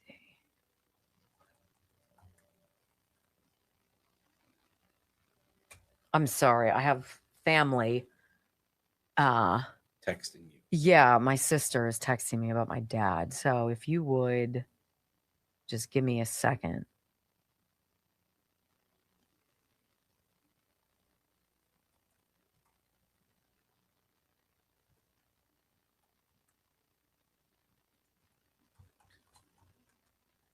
This is where you wonder. It says, breaking new polling shows Democrat and veteran Alex Vindman soaring in the polls in Florida. Come on, man. I'd like to do an obscene hand gesture right now, but I'm not going Vindman? to. Yes. Really? Vindman? That guy? A Democrat in Florida right now? Okay. Ooh, let's talk to you guys about Native Path. Get nativepath.com/Wendy. Collagen peptides. Doesn't smell like anything, either doesn't taste like anything, doesn't smell like anything, but your body knows when it gets it. This is one of these things that I'm taking that I don't expect to have a cataclysmic overnight. Like, wow, like nobody's going to look at me and be like, you look 30 years younger. But I'd like to freeze the hands of time right now and have them go a little bit more slowly. This is one of the most recommended things that we could take supplement wise for our bodies, particularly over the age of 50. I'm just going to say, particularly over the age of 50. Our collagen, natural collagen, completely peters out on us as we go through menopause, as men get older as well. And replenishing it with these 100% pure collagen peptides from getnativepath.com/Wendy, to me, is the most cost-effective, most reasonable decision to make. Put a scoop of this in whatever you're drinking, whether it's your juice, soda, coffee, water, whatever it is that you're drinking. You won't taste it. You won't know about it. I do the 10 grams right here. And you do it for a couple months. Do the whole thing. And this is going to be months worth. And it's 45% off. It's up to 45% off for our family. GetNativePath.com/Wendy. I specifically am doing it for my cartilage and for my skin. Trying to definitely soften wrinkles, slow that process down, and also fix the crepey skin that you got. I don't want to have it. That's why I'm taking collagen peptides. GetNativePath.com/Wendy. They are a fabulous company. Fabulous company. And if you don't like it, 24 or 365-day money-back guarantee.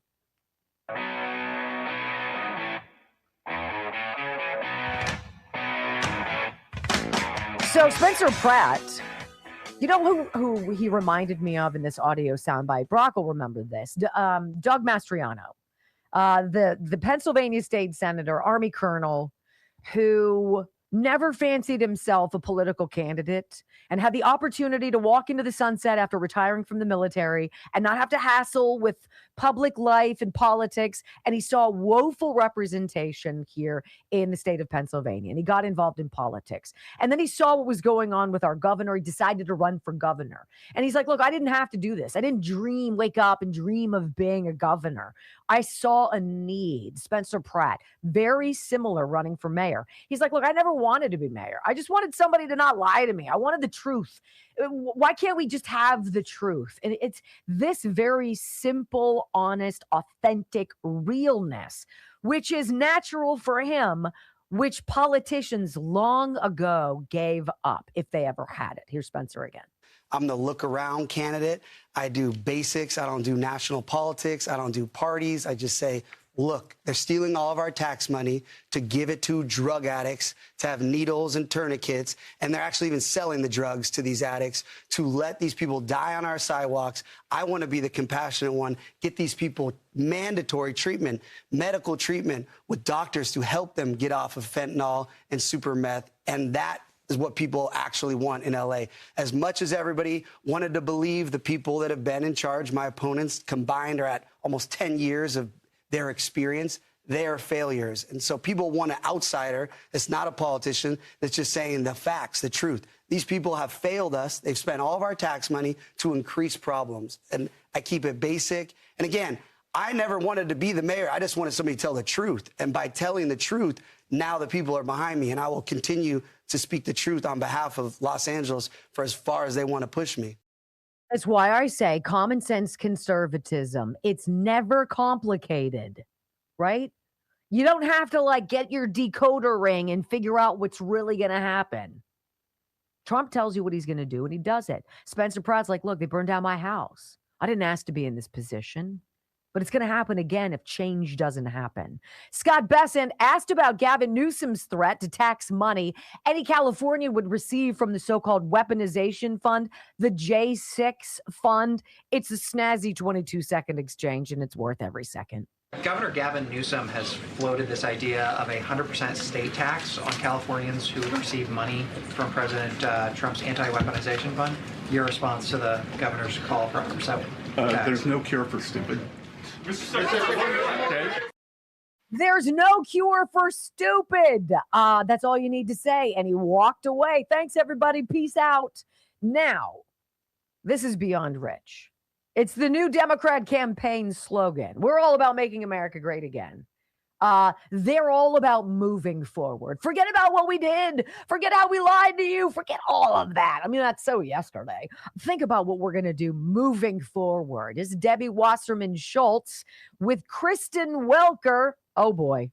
I want to stay on this topic and these new revelations by the former First Lady. She said she was so concerned about her husband's performance during that debate that she worried he was actually having a stroke. She then went out and publicly said to people that he had done a great job and continued to defend him in the weeks following that. Just to that core message, what do you say to voters who see that disconnect and feel like they weren't being given the full story by the First Family and other Democrats?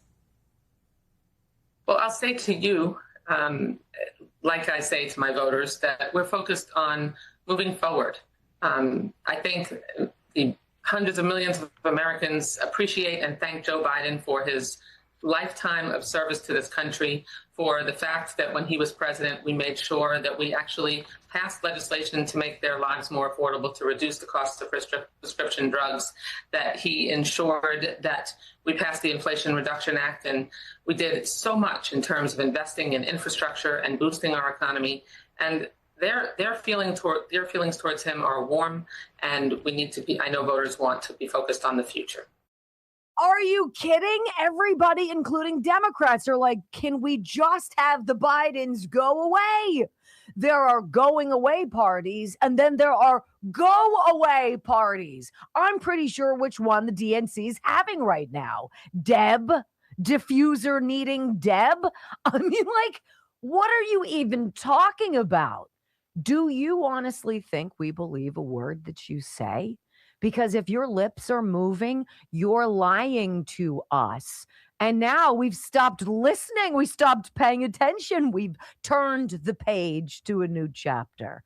Moving forward. That's the new slogan for the DNC, where hopefully we suck, but not as much. I could make millions off of this. I should totally do PR, right? When we come back on the Wendy Bell radio program, my friends, I told you it's too much fun. The UFO files are getting interesting in this age of disclosure. Curious new things to tell y'all. Don't miss it. Next.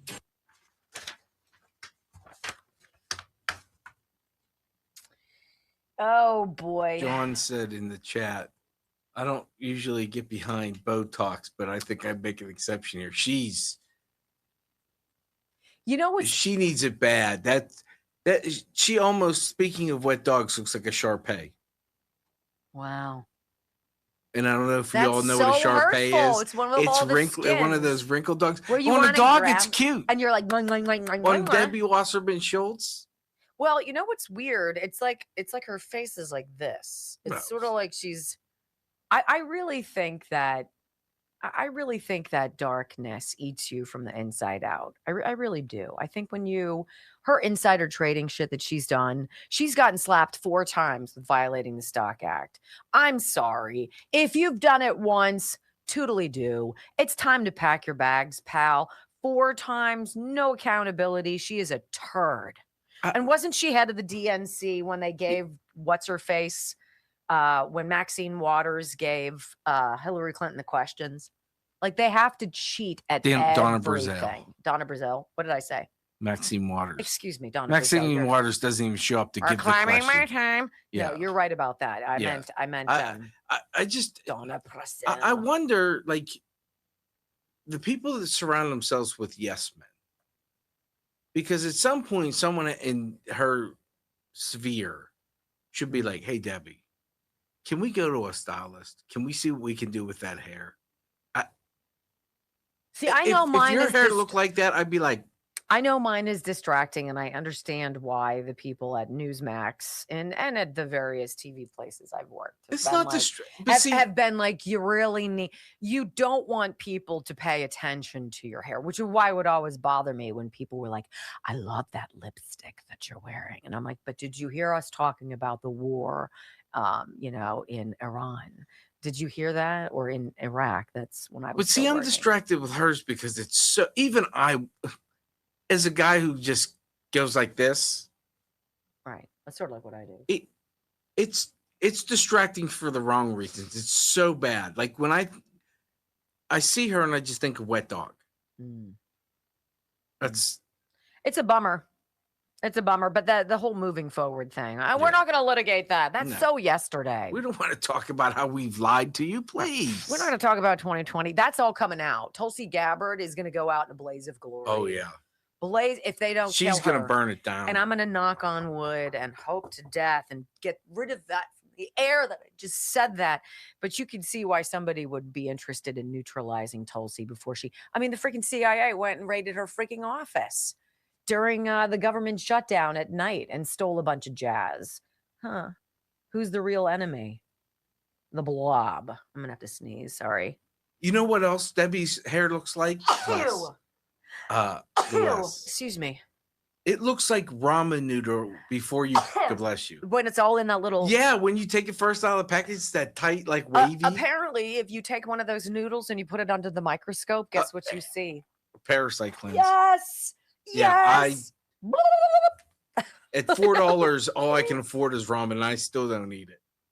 No, when I saw that, I dumped it up. We have them at home. Oh, I don't. Because the kids love them. And I was like, yeah, I'd rather you not have worms in your body. So, want some salmon? More Gains Fitness, Kelly Morgan, More Gains Fitness, four gyms. Look, this is specific to folks in Western Pennsylvania. I appreciate that 4 gyms in Somerset and Cambria counties. If you live out of state, you're like, well, I'd love to support your sponsors, but that's kind of a haul to get my workout on. The thing that Kelly does that is so intriguing, and she thought outside of the box during COVID. She's like, how can we get people to use their time when they're stuck at home, not going to work? How can we reach out to them and communicate with them and keep them safe, keep them healthy, and even help them transform their bodies in the interim? She saw it as an opportunity to help people and to connect with people. And so she created this online program called 90 Ignite, and ignite your body and start losing weight, start firming up. And that's the thing. The supplements we talk about, which are wonderful, dietary, they stop your hunger, which is huge. But if you're not getting your heart rate up, if you're not getting your hydration, if you're not lifting weights and exercising, you're missing 50% of the whole process. And so she created this program online. And if you go to moregainsfitness.com and moregains with a Z fitness.com, you'll see it right there. Big button. Hit it and share your information.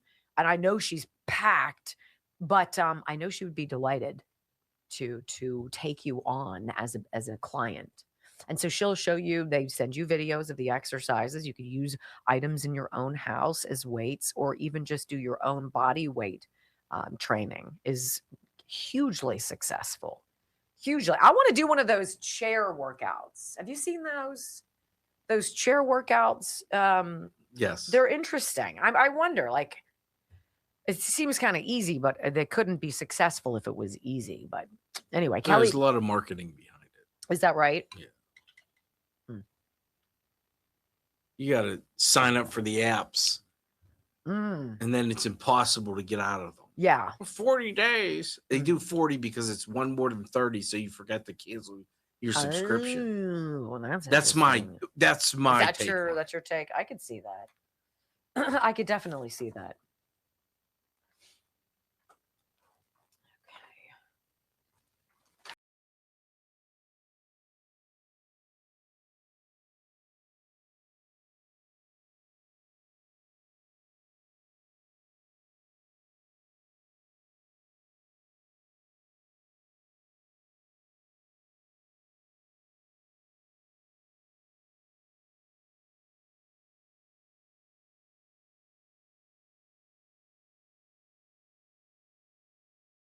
Getting pretty interesting. Apparently, it's coming up. I've heard June 12th, June something. June 12th is apparently the next big drop. That is the day that the Age of Disclosure movie or whatever, I guess, is coming out as well.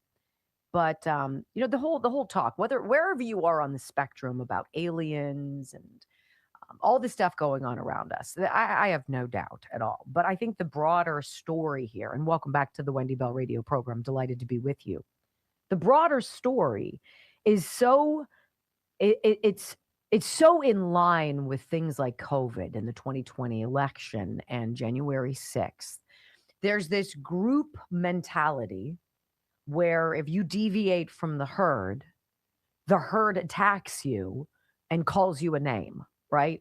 So if you had questions because you went to bed as we did in November of 2020 in the Commonwealth of the Land Before Saw time, Pennsylvania, and Donald Trump was up by hundreds of thousands of votes. And then you woke up the next morning and lo and behold, it was wild.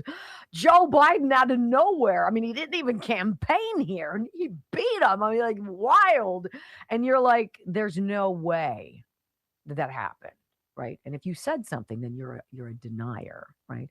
If you question January 6th, then you're part of that whole thing. Oh, right.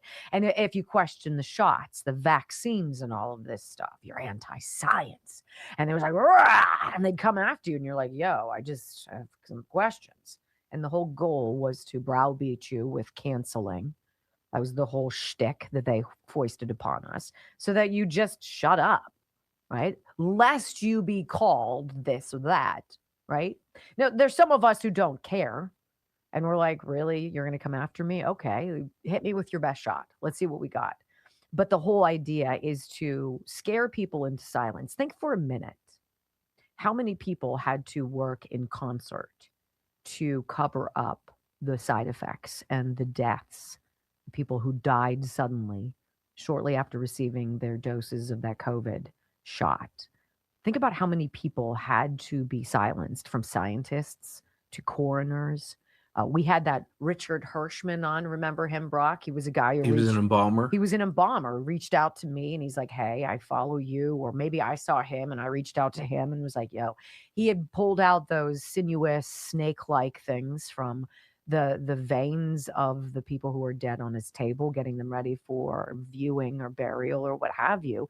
And literally it was knives out. They were like, we're going to come for you and take you out. And it's like, wait a minute, I'm just sharing. And then other coroners and morticians and embalmers started sharing stuff. And then you get a knock on the door and you disappear. Like, what? There's some really dark coordination to hide in plain sight what everybody can see, like Joe Biden's cognitive decline, right? Nobody was going to say it, even though we all knew it. This has got to end.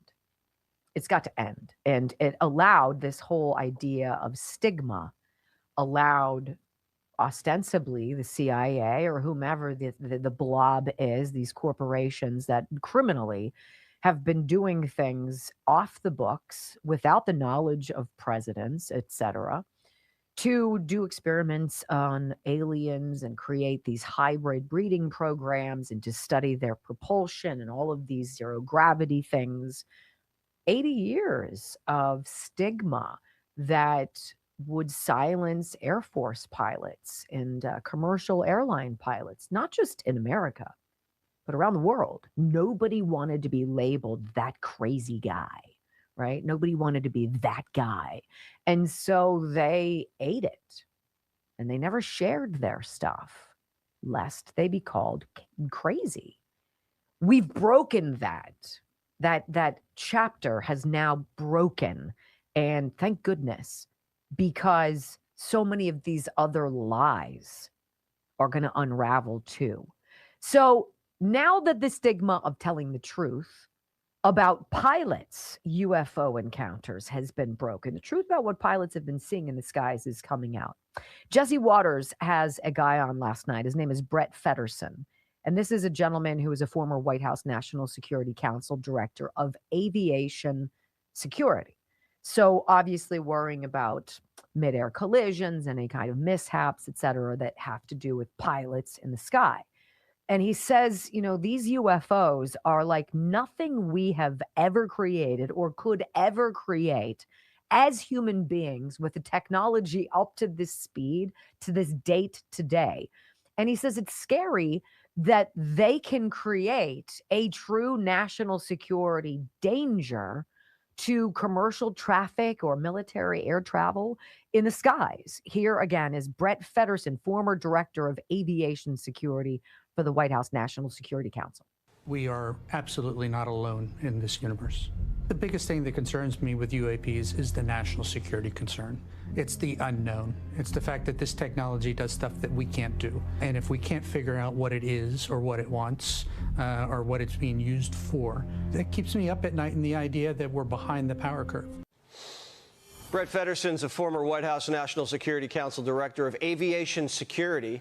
And this is Federson's first interview since the age of disclosure. Brett, you mentioned that this keeps you up at night. Tell us why. Yeah, thanks for having me on, Jesse. The reason it does is twofold. One is the fact that this type of technology is not man-made. It's nothing that we can build or have built or are using out there. And the fact that we're seeing it so prevalently on a regular basis globally makes it a national security threat. Additionally, the fact that it is out in our airspace and all around as travel is moving on, that it is a flight safety issue as well. And it's something that needs to be continued to be pressed, needs to be addressed and tracked. What do you think? You're going to see like commercial airlines crash into UFOs?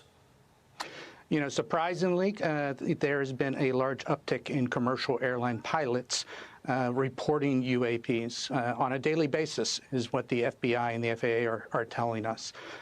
Since the stigma has been broken, mainly because of movies like The Age of Disclosure, pilots, both in the military and in the commercial sector, are coming forward with what they're seeing, aren't as afraid to actually say, I've seen something that's not a drone, it's not another flight object, it's something we don't understand. Then he drops a bomb about for how long fighter pilots have reported these UFOs, UAPs, while we were being lied to. Listen to this. So we've been seeing these obviously for decades. You know, the idea at the Age of Disclosure came was that Dan Farah was able to get us to 34 senior officials to trust him and break our silence about an 80-year cover-up about UAPs and non-human intelligent life. When we're seeing these, we're seeing very bright orbs, very bright objects that are emitting some energy, but they're not showing propulsion. They're instantaneously taking off into different directions. Again, things that physics has inhibited us from being able to do as humans. We're continuing to see that type of technology proliferate. It's interesting to note that several of the astronauts in several of the earlier days where fighter pilots were reporting them during World War II, the same type of descriptions are exactly what we're seeing now in the files and the videos that are being released. Can you imagine the coordinated effort to keep that quiet since World War II? Are you out of your mind, right? So the world is about to change tremendously. as the U.S. government reveals the truth, or at least a small part of it, about alien life, and will probably encourage other national governments to follow suit. Then Joe Rogan had this woman on. Scientists are usually extraordinarily dull, but this woman's name, Michelle Thaler, she is a NASA astrophysicist. And Joe's asking her, she says, look, scientists are trained to be skeptical, but the evidence that we need to be convinced by is coming. The recent release of these videos from fighter jets and all of that, I think an interesting thing is that scientists at NASA, and the universities, I mean, we're not getting together over a beer and looking at these videos and really getting excited. It's not enough yet. We're seeing these things we can't explain, but we're trained as skeptical scientists to sort of stop there. Okay, we can't explain this. That next step, that this is an alien, we're not willing to go yet. We need more evidence than that. But as I said, that's a deliberate training of a scientist, is that skeptical stop. The people who have had experiences, and no, I'm not willing to dismiss them as being mentally ill necessarily. I honestly don't know what it is they experience. It is certainly within my realm of possibility that what they're describing actually happened. I cannot say that that's impossible. What I as a skeptical scientist, I'm stopped by. I would need more evidence than an individual experience. And she says, I'm like sitting here stunned. She says, there are times when we're pushed to the edge, where our disbelief turns into belief, and this is one of those times. I have people that are extremely trustworthy, who would never lie, who have had profound spiritual experiences. They have experiences of an afterlife and of people living on after death, and of being able to communicate with people. And that is not part of my experience. But these people are completely, 100% trustworthy. I have to live in this universe where I don't get to say what's real and what's not. These trustworthy people have experienced something profound, and it may be real. It may be that they've seen people after they've died, or they've seen, visitors from other planets. That gives me joy. I sure hope we live in a larger reality that I'm aware of. It's super interesting to consider all of the very many things in just the last handful of years that you and I know the truth about, or at least have very astute and educated suspicion over. And people were like, no, no, no. And then people would give you kind of that weird like fisheye, like what?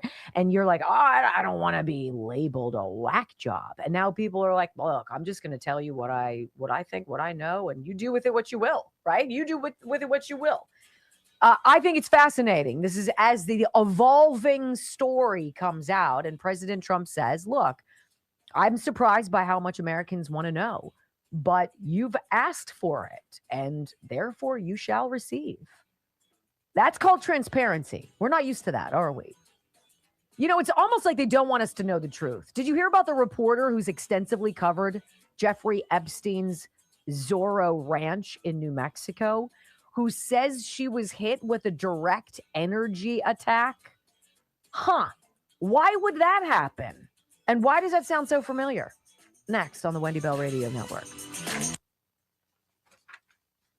Yeah, she had that weird tattoo down her arm. I was like, did you hear her go on to talk about time in the way things construct of time? Yeah, where you have here to 13 billion light years away, and how they can communicate instantaneously. Yes. Or this can go to that instantaneously. Because time is happening all, I hate to say it, time is happening all at the same time. Mm-hmm. There's no, to wrap your head around that in different degrees of dimension is, yeah. All right, Wendy. Beyond my understanding. Wendy loves gold. If you get a gold-backed IRA from wendylovesgold.com, Texas Bullion Exchange, you're going to get one of these. It is a me signed. There you go. with Debbie Wasserman Schultz hair, you're going to get a silver coin, a silver 1 ounce coin here. It's beautiful. Limited supply. Limited supply. You want to get one of these? 855-927-5557. Ask about how if you get a principal protected portfolio from Texas Bullion Exchange, how you can get one of these too. All you have to do is call 855-927-5557. And if you do get a principal protected portfolio, they're going to give you 6% free silver. And this is going to be part of it. You're going to get one of our coins. Again, I only signed a handful of them, so I hope you get one. WendyLovesGold.com, wonderful people, a very timely subject, a very cool, safe, but enjoyable way to save for retirement. I'm just going to say, I love having it in my hands. I like gold and silver. I like the gold bars. I like the silver bricks. They're bricks. I have a brick of silver. It's heavy, and they're quite valuable. And the people at WendyLovesGold.com, when you call 855-927-5557, first, they know it's you. They know you're part of us, and they love you because we have the best listeners and viewers in the whole world. But they want to work with you, and they want to help you, and they want to help you get that peace of mind. And it's really cool to watch the value of precious metals fluctuate. And we started what $34? 33 something. 33 an ounce. And now I should go to see what it says now. Let's see. Wendy Loves Gold. And right now, silver is $75.68. So in the last year and a half, it's more than doubled. And then it tripled for a while, right? It looks like gold is up $54 an ounce. It's at $45.57.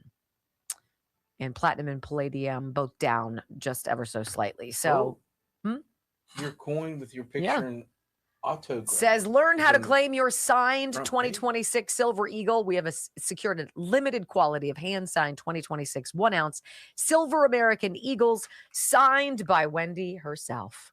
This coin is available for free with protected portfolios or a gold IRA. So call today for details. 855-927-5557.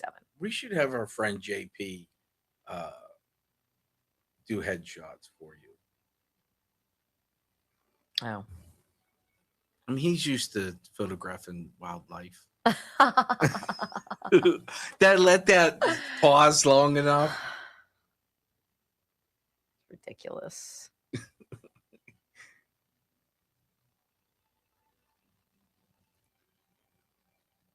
I just got this as a text, and we're coming back right now. Hi, I'm Emma. 5. Want to talk about Israel? No. No.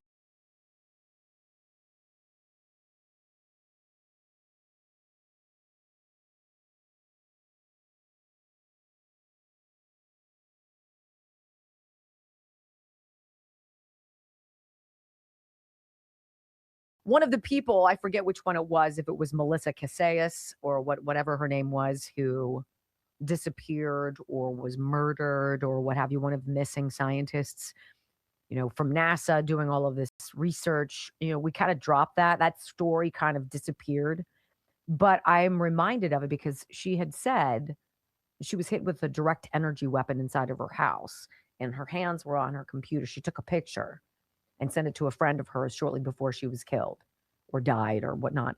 And you could see like red marks on her hand where she had been hit with something while she was at her computer. And she says that she was being literally attacked with some kind of waves, energy waves that were permeating her house. And I was like, say what? So there's a reporter out there. This is a New York Post story. And this reporter who investigated Jeffrey Epstein is now leaving the United States after alleging that she was hit by a direct energy weapon as well. And I want to read this to you because I don't trust the CIA as far as I can throw them. And I love John Radcliffe, but I don't think he has a clue what the hell dark, dirty blob stuff is going on behind the scenes in the shadows. A journalist who has reported extensively on the late financier and sex offender Jeffrey Epstein's notorious New Mexico ranch says she's fleeing the country, claiming she was the victim of a direct energy weapons attack over her coverage. Really? Elisa Valdez Rodriguez, a former Boston Globe and LA Times reporter who later became a best-selling novelist, said she abruptly abandoned her New Mexico residence after suffering what she described as symptoms consistent with Havana syndrome. It appears my home has been located by, well, whomever is unhappy about my reporting about Zorro Ranch and the local cover-up here and the military intelligence roots of the child sex trafficking operation Jeffrey Epstein and Ghislaine Maxwell were running here in New Mexico, she wrote last week on her Substack. This morning, I was hit in my home office by 2 episodes of what I later learned were likely direct energy weapon attacks. We wasted no time in leaving the house for good. The Albuquerque, New Mexico-born writer said she'd be staying in safe houses while preparing to leave the United States permanently. I don't know. Maybe they can't do direct energy weapons in other locations. I don't know. There's no known public evidence supporting her allegations, but I would not disbelieve her. Valdez Rodriguez claims escalated sharply in subsequent posts in which she alleged the attacks may have involved a backpack-sized weapon placed on or near her roof by private military contractors. Say what? The second round of attacks seemed to have come from the back of a large semi-truck that parked across from my house, she wrote. These devices have gotten smaller now. Some are the size of large machine guns. She further claimed the operators could generate a 3D model of the inside of your house in real time and zero in on you and on a specific body part. The former newspaper reporter compared her condition to Havana syndrome, the controversial and still disputed cluster of neurological complaints first reported by U.S. diplomats stationed in Cuba in 2016.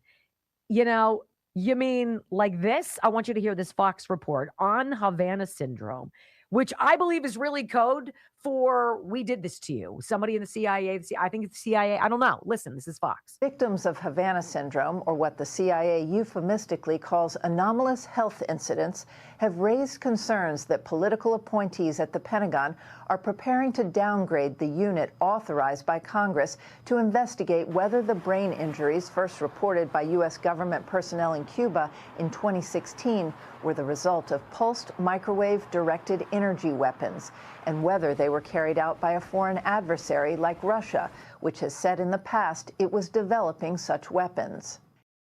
It's Russia, Russia, Russia again, babe. Booga, booga, booga. That's it. Marcia, Marcia, Marcia. U.S. intelligence agencies, apparently the reported headaches, ringing in the ears, dizziness, nausea, cognitive issues, sensations of pressure in the head. I mean, it's literally to make you go crazy. Isn't that what they talked about in Venezuela? Yes. Yes. Huh. Don't you know? Which is why she's like U.S. military dropping a backpack-sized something on her roof that apparently they can zero in on you in your house through this technology. So apparently declassified intelligence assessments released in 2023 and updated in January last year concluded it was very unlikely a foreign actor was responsible for the incidents that the people got in Havana when they were there and they were being hit by these weapons. Look, I have no idea. But I thought it was interesting because, and I'll have to do it, I'll do it in the commercial break because I forget which one of the dead scientists, or as the left would tell us, the unalived NASA researchers. It's such a weird coincidence.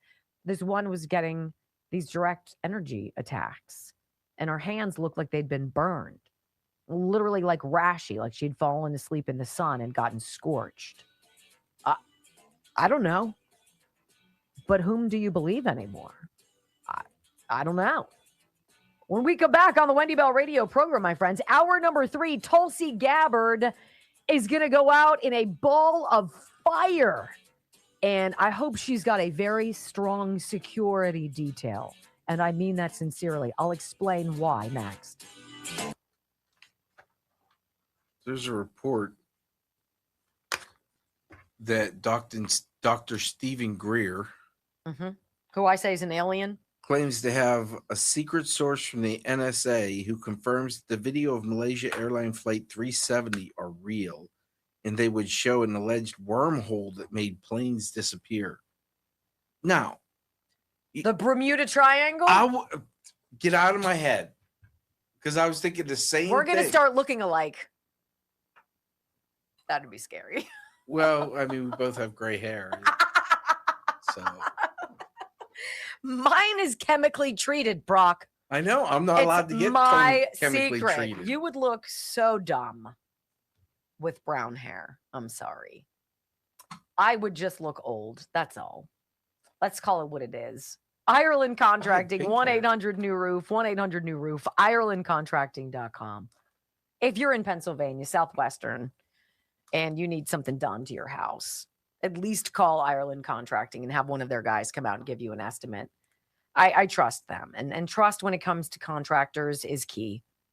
They show up, they communicate, they spell everything out. There's no mystery. There aren't like surprises.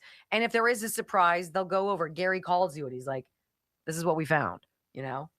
It'll cost $4 million. Ireland Contract, I love them. And I've told you about my experiences with Ireland. I wouldn't spend $50,000 on a new roof if not for Ireland Contracting. That's a nice little chunk of money that you need to spend for nothing that's sexy, right? Some people buy Teslas. I got new shingles. Okie dokie. But they're wonderful. I love them. You know I do. Also, Healthy Cell.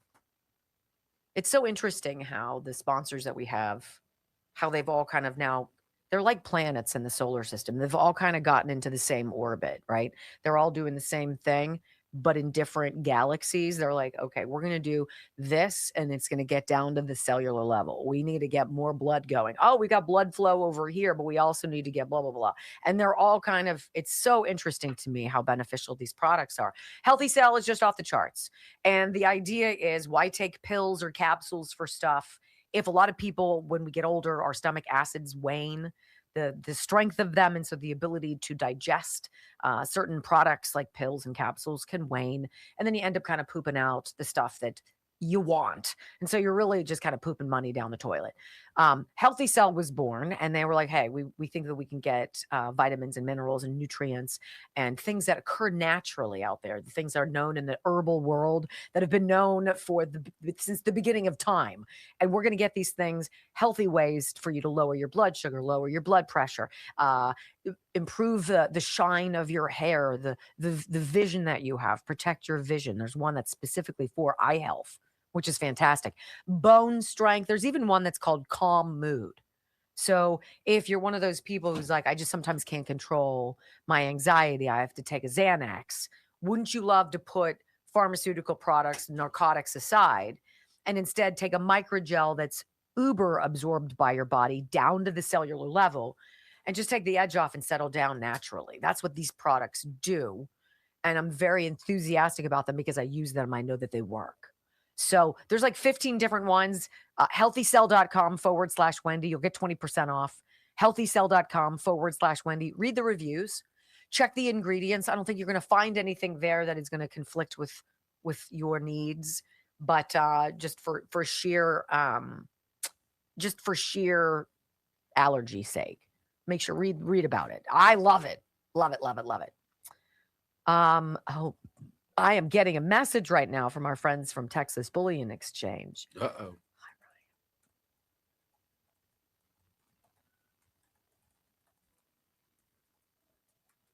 They need you to sign more?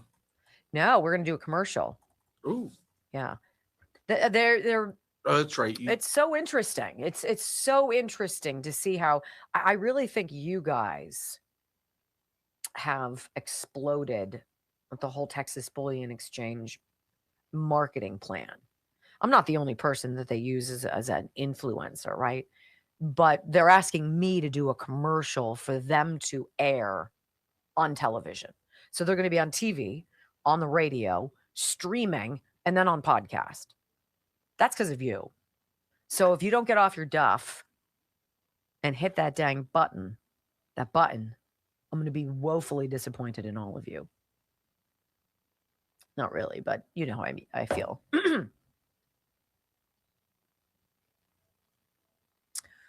So I'm going to give you guys inside baseball. So my dad and my sister and her family are taking a cruise to Alaska. First, everything's okay, right? Yeah. Okay. So no, it's fine. So they had to fly to Vancouver. So my dad, Pops, I guess, chose the wrong bag from the carousel. And because it's international, they have to track down where his bag went. And there's this whole nightmare that I guess his bag is back in LA, but because it's international, he can't get the bag there for some reason. I don't know why. And so it's this big nightmare. And the bag he took, they opened up the bag, and it happens to be a woman my sister works with. Oh, geez. What are the chances? What are the chances? And my dad is a wonderful human being. Yes. He is not a patient man.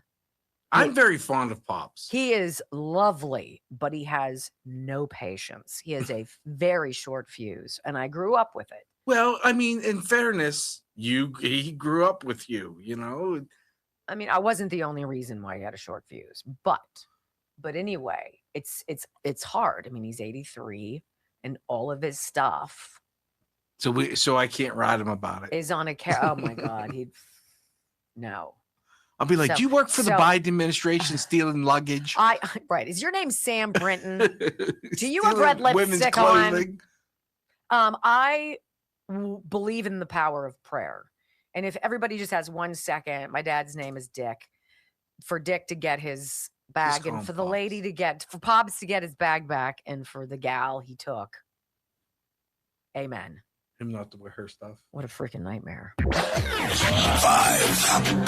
4, 3, 2, 1. Wendy Bell, America's anchor mom, fighting for America 1 hour at a time. Welcome to the family.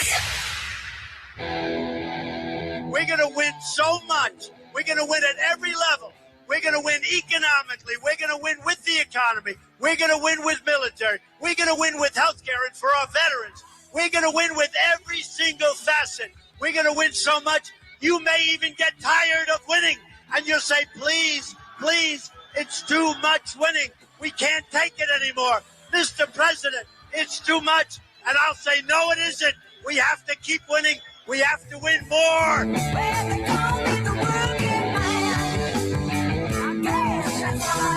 We're going to win more. 3 hours of bold truth and excellence. You've just signed up for the WBR Army. Strap in. This is the Wendy Bell radio program.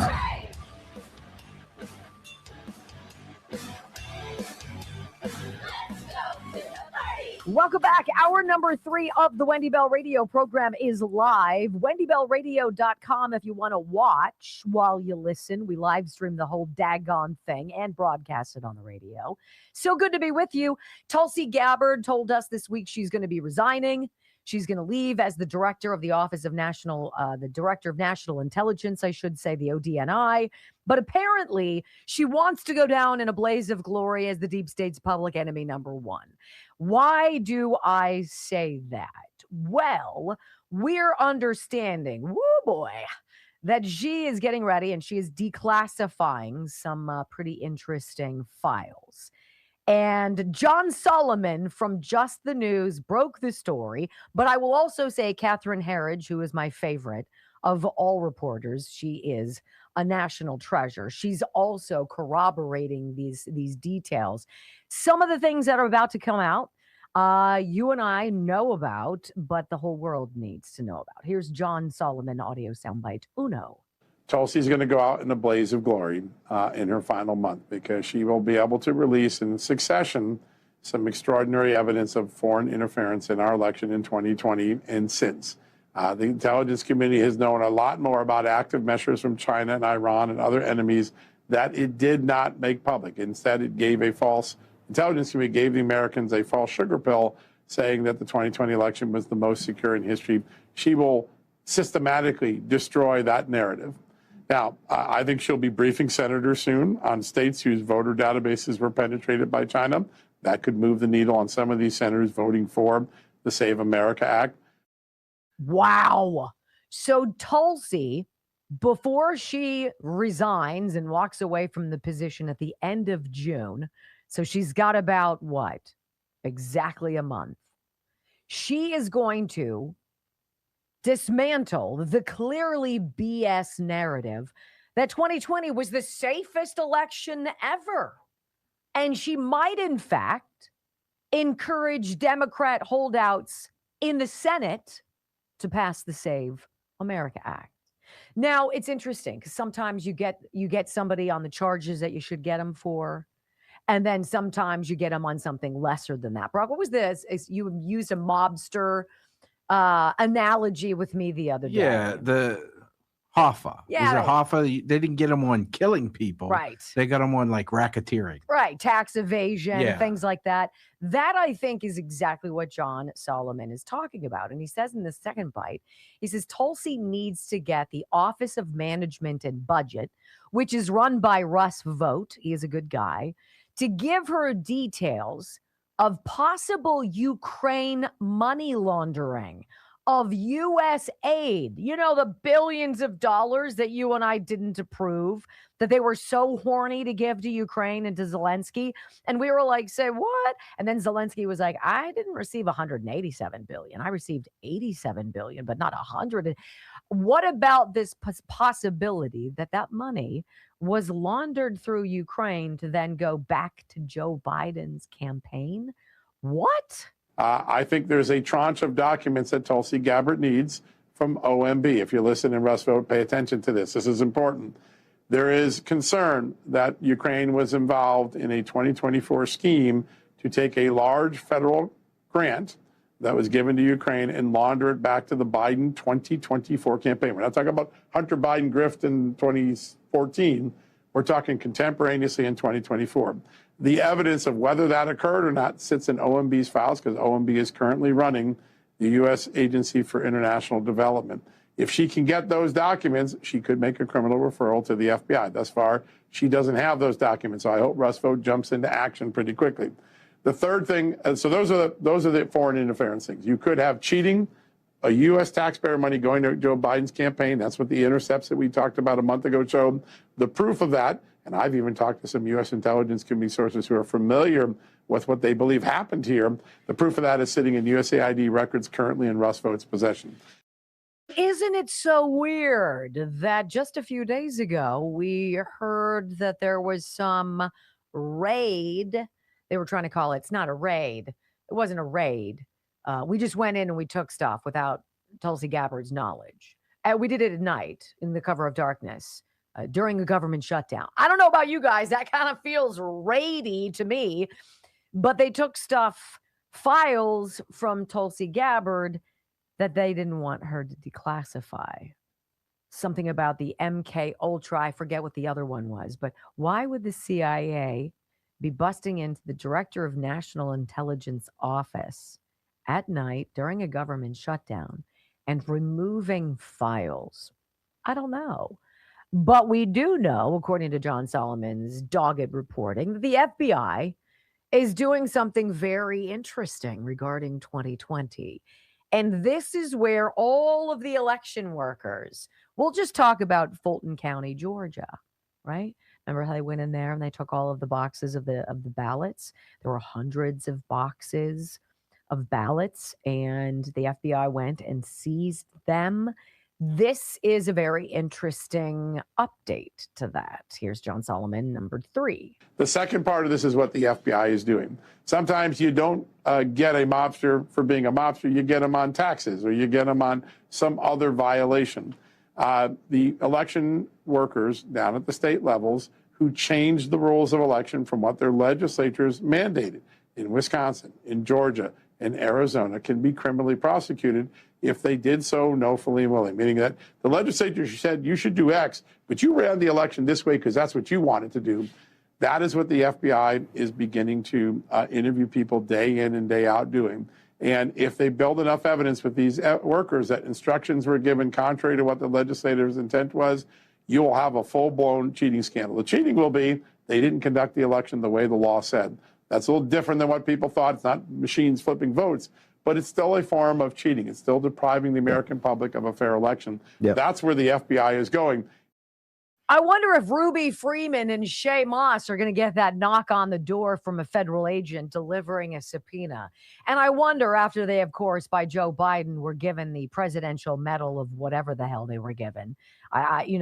That's how you knew it was total BS, was when he was putting those medals on these cheaters, on their necks. I wonder how they'll sing, what they will give as evidence, as, I don't know, leverage, if you will. I know you want to nail me for what I did, but did you know blank, blank, blank? Very curious. Even Wolf Blitzer now broke in last night. Wolf looking more stoic and frightened than usual. He's like, look, it's happening, folks. The DOJ is going to be visiting election workers and vote counters from Fulton County, Georgia. Why? Happening now in Atlanta and elsewhere in Fulton County, Georgia, some poll workers and ballot counters from the 2020 presidential election could soon hear a knock on their doors. Federal prosecutors say when they have the names and the addresses of those election workers, investigators will try to talk to them.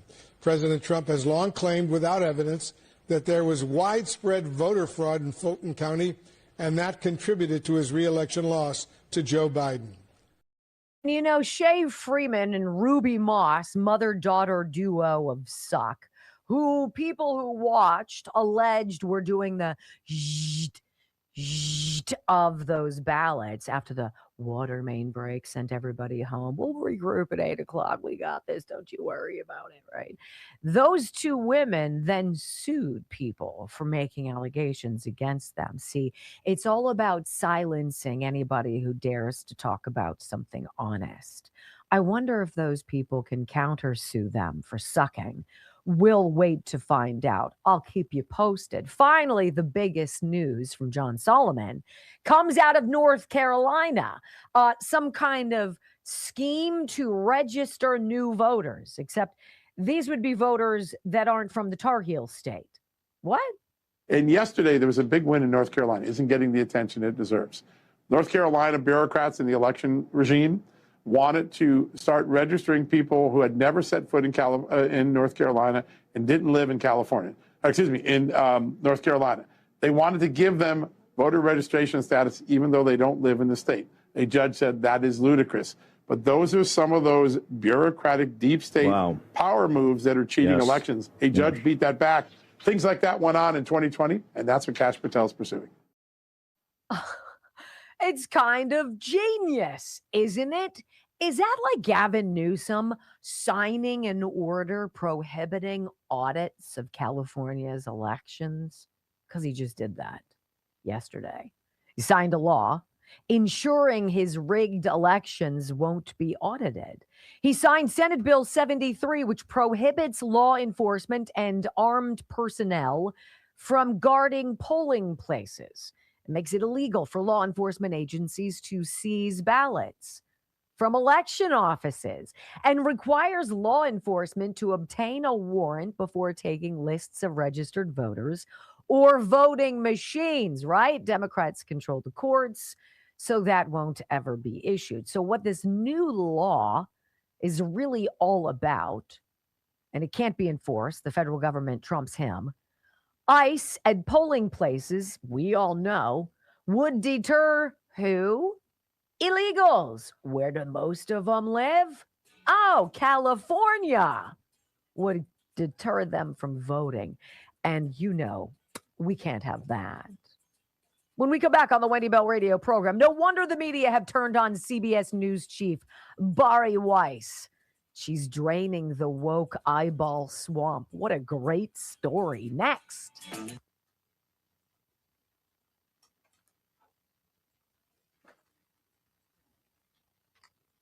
I can't believe you're wearing a sweatshirt. It's hotter than nuts in here. Whew.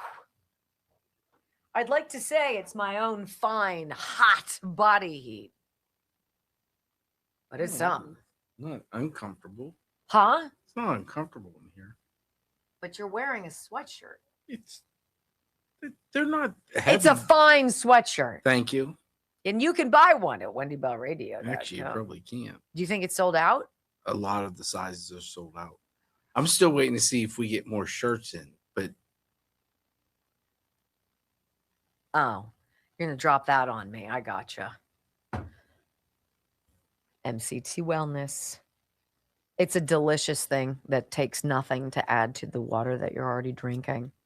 And what it does is brilliant. It totally crushes your appetite. That's it. I can tell you all about the polyphenols and the ketones for more energy and all about Dr. Gundry, yada, yada, yada. He was a Boba laddie and he lost 70 pounds. Blah, blah, blah. Cardiothoracic surgeon, one of those guys.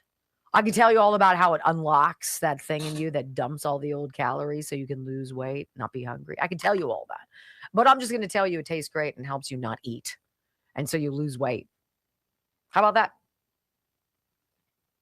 thehealthyfat.com/Wendy.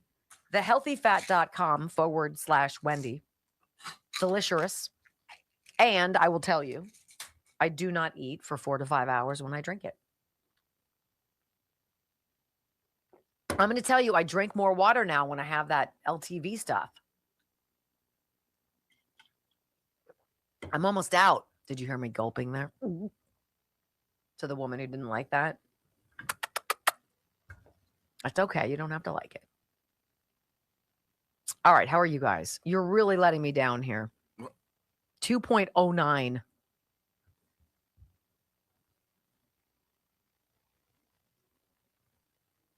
That's depressing.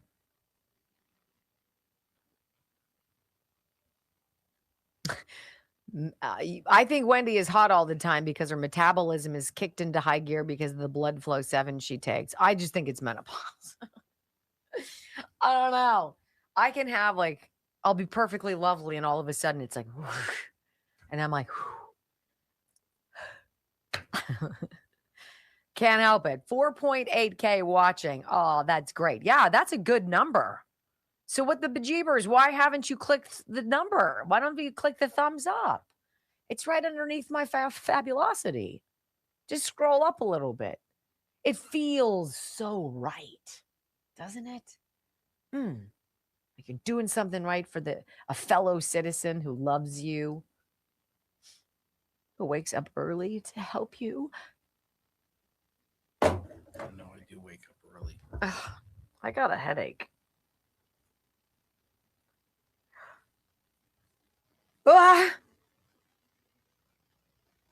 You got a headache? I do. From what? I don't know. Pet Show talked about in Seb Badlands shows, Rambo Friends and Alpha Warriors chats. Nice, bowling mom. How much weight did you lose, says Sherry. I don't know. No hot flashes? You don't think that's what it is? I don't know. I don't know what it is. Speaking of pet shows, there will be one tomorrow. You saw Dr. Mike last night. How is he? Good. How's Kit Kat? Good. Yeah? No sign of cancer? Nope. It's gone. No. Hocus pocus. Wendy is a transformer? I don't know.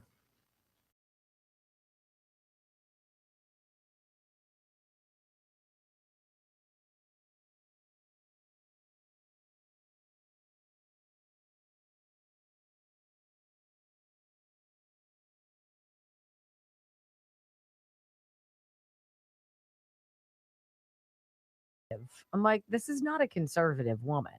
She's just a smart woman who realizes that if you alienate 50% of the electorate, that's 50% fewer people paying attention to your product and buying what you're selling.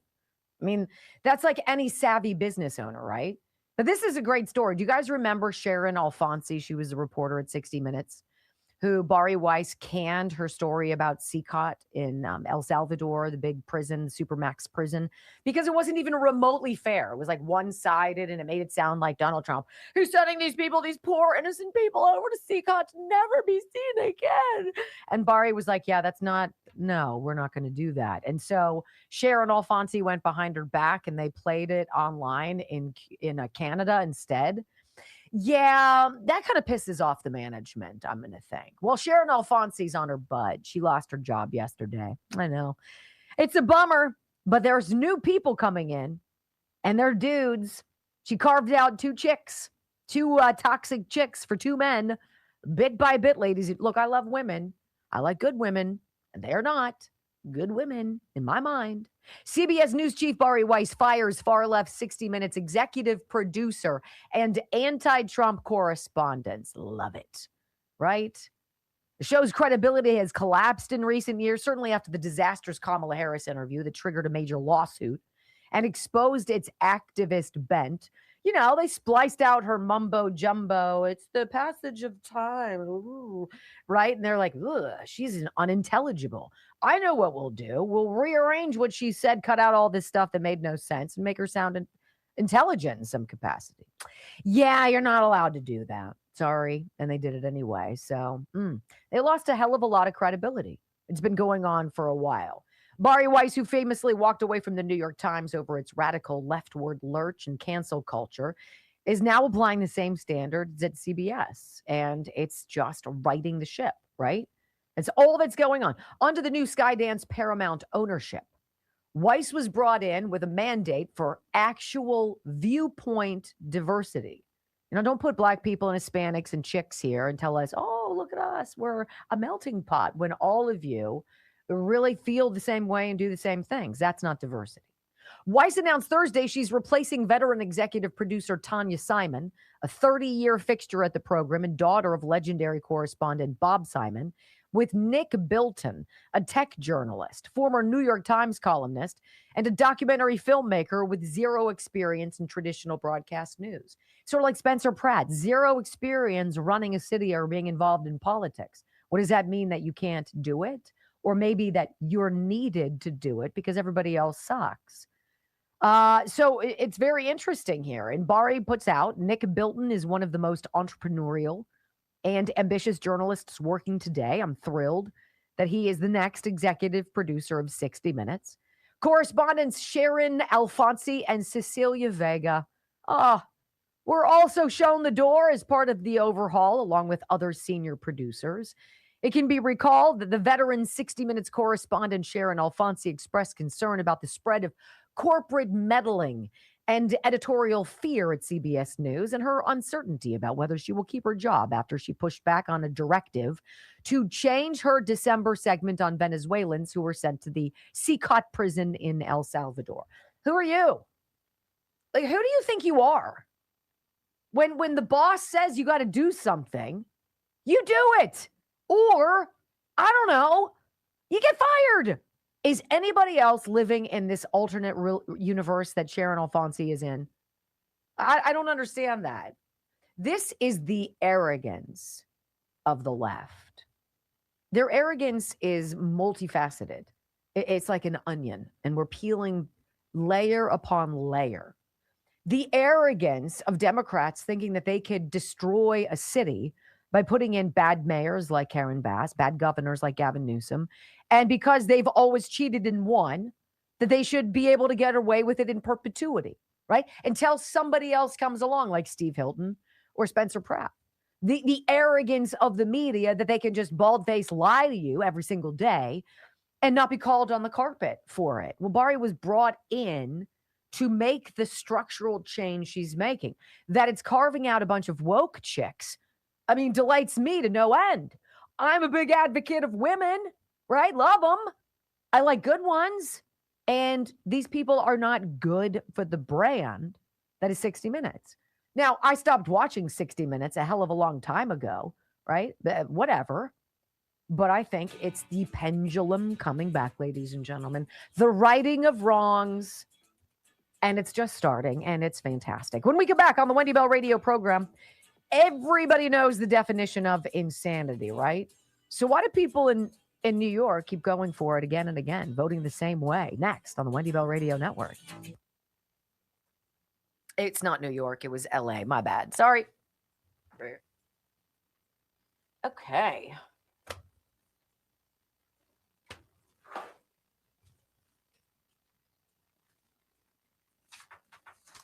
You got your jokes there. should probably read mine.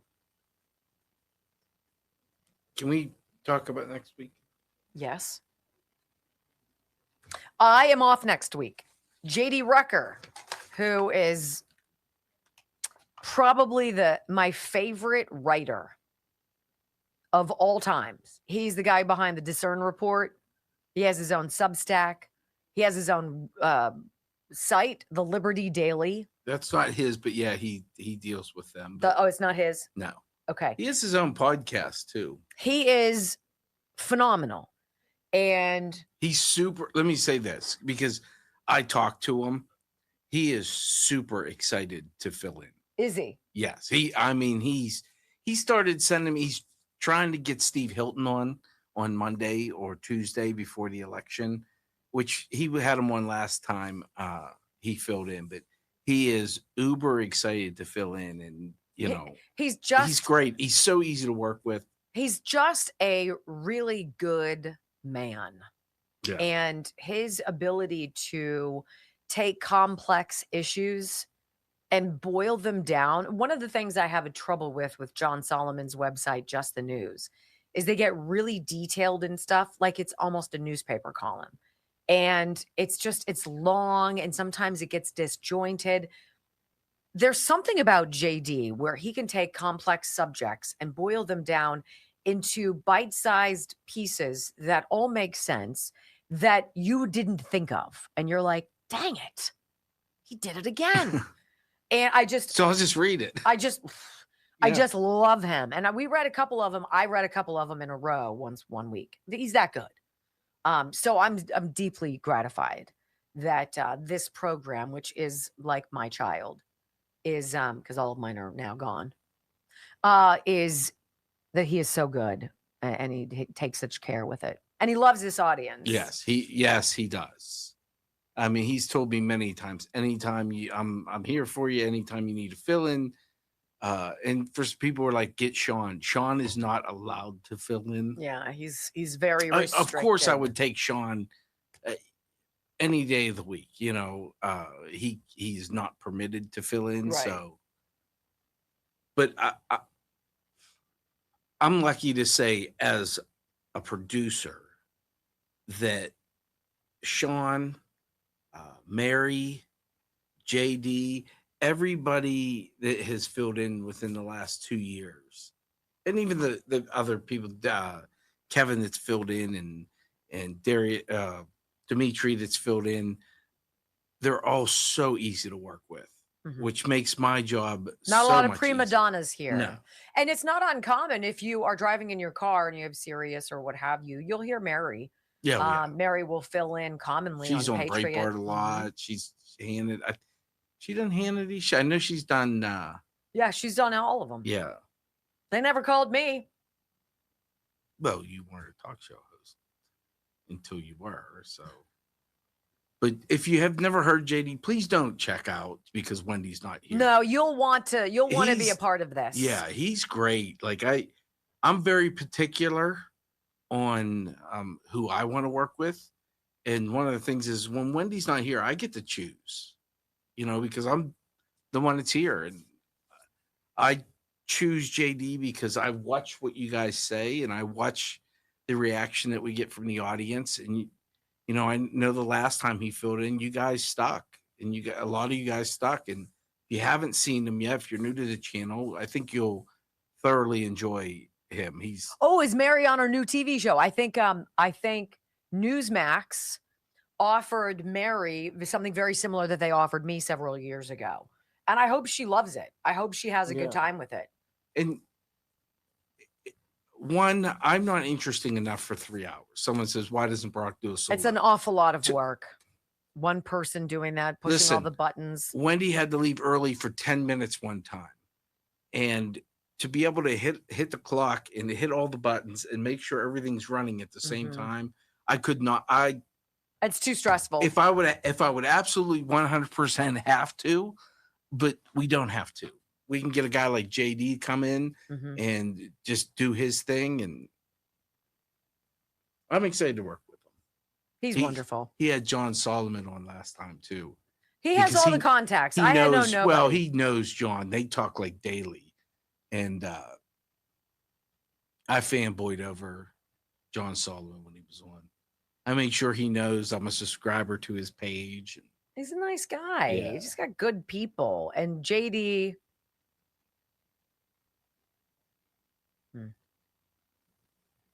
Friday, June 12th. Oh. What day is Father's Day? Does anybody know? Is that the week after? It is the 21st. I was given that Saturday for a shoot. We're going to be at Cedar Point. What's that? We're going to be at Cedar Point.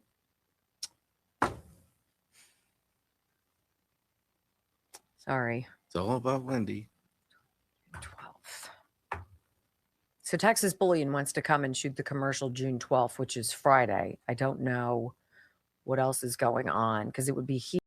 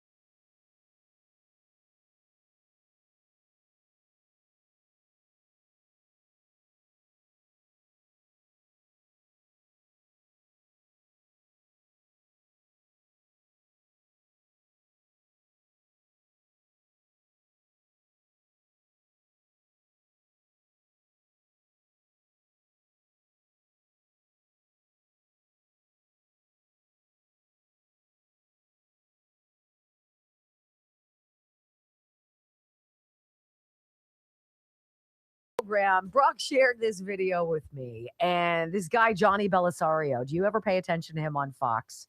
He kind of does what I think Jesse Waters started doing.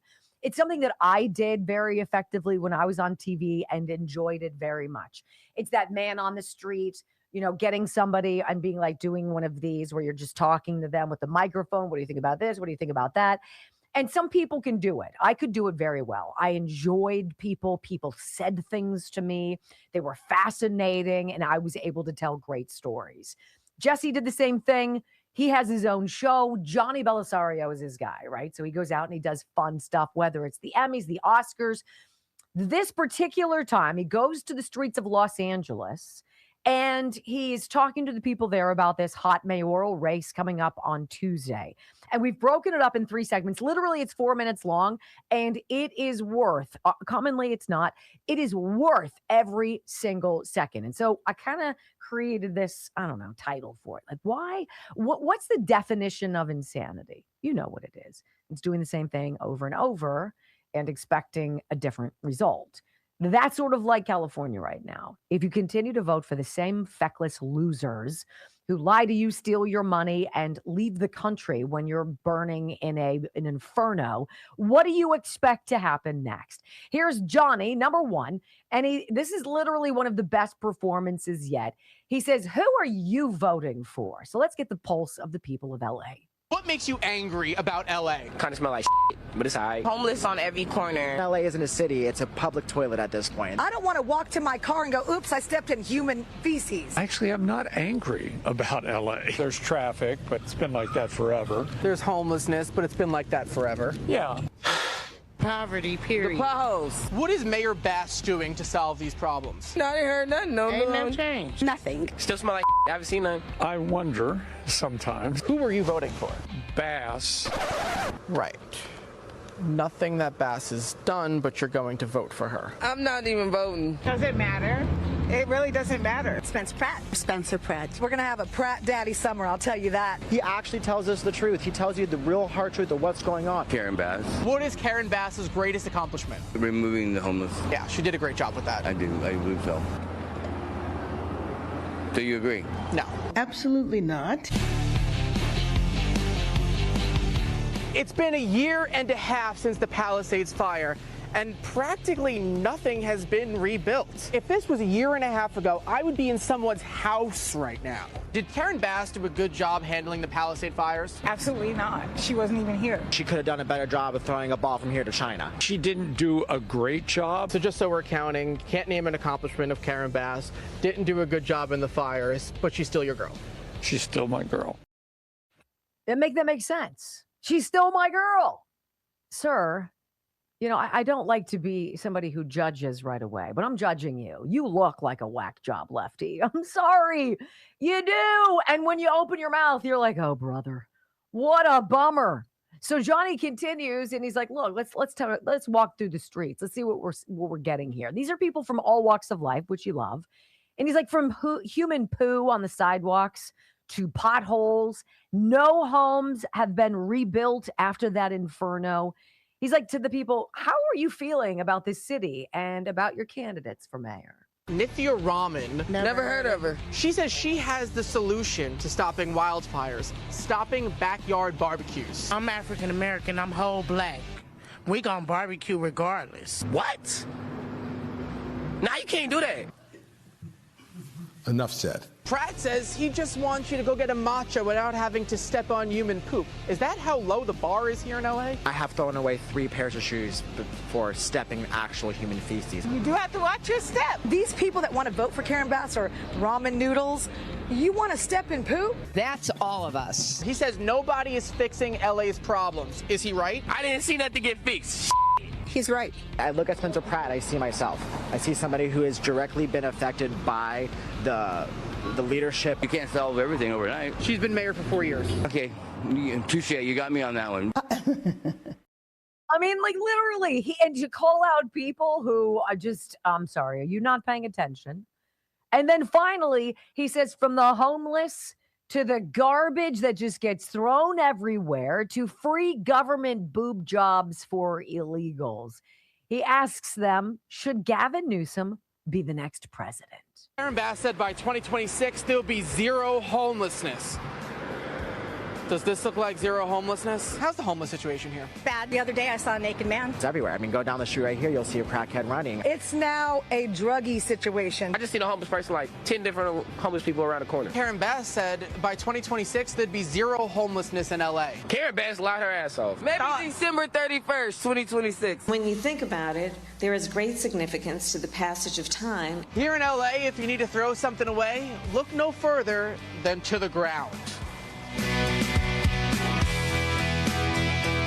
Migrant here in California just got a free government-funded boob job. Has the government ever given you anything for free? Trauma. We ain't got reparations. Where's mine at? Do I have to be homeless and an immigrant to get anything? I might approve of that one because I want to look at some hot people. Doesn't mean we have to like you. By the way, before I let you go, should Gavin Newsom run for president? Hell no. A triple hell no. Who the is Gavin Newsom? You think Kamala bombed? Listen. Ain't he losing his memory? He's old. Gavin's about 40-something years old. So I got him confused with that other fool that was running for president. Joe Biden. Yeah, Joe Biden. Bingo. What do you want to tell Jesse Waters? You're on his show on Fox. Oh, boy. Do you know who I am? Mm-mm. Here's Johnny. I thought that was worth every stinking second. You deserved that. And by the way, we're never done on a busy week without this.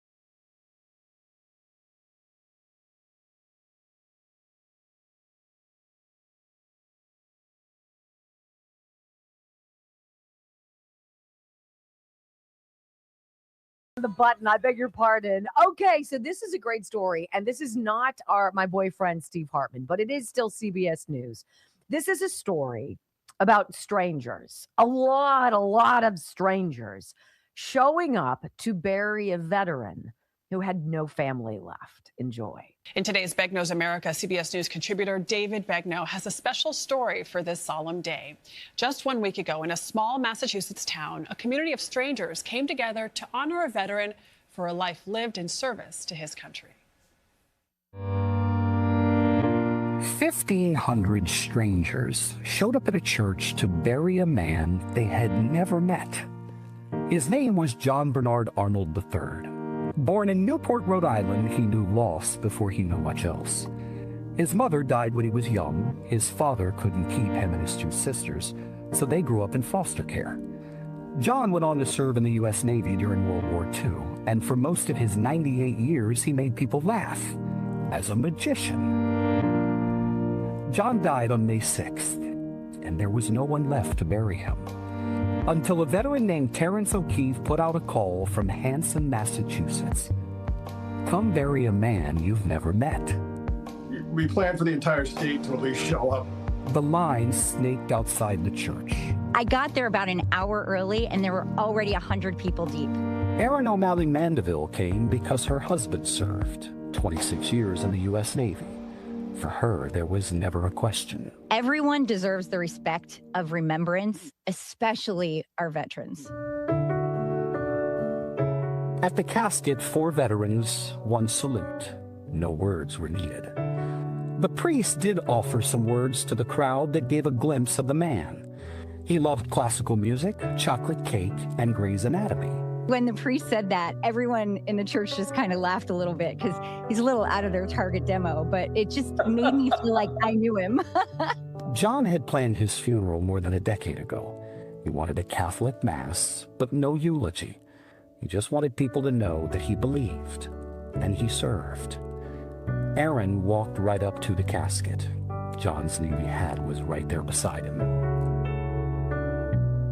I got teary-eyed when I saw him, and he had his Navy hat right there next to him, which I was told he wore proudly every day. And I just quietly said, I hope wherever you are, you can see this because it's beautiful. At the cemetery, under a cloudless sky, there were bagpipes, flags, and a gun salute. The flag from John's casket was folded and handed to the man who ran the veterans' home where John spent his final years. It was just such a beautiful goodbye, such a beautiful last salute to this man. And then one more thing happened. The story spread, and somewhere a family recognized the name. A great-nephew, Joe Durbin, flew to Massachusetts and was given John's flag. And then he was escorted to his great-uncle's grave to pay his respects.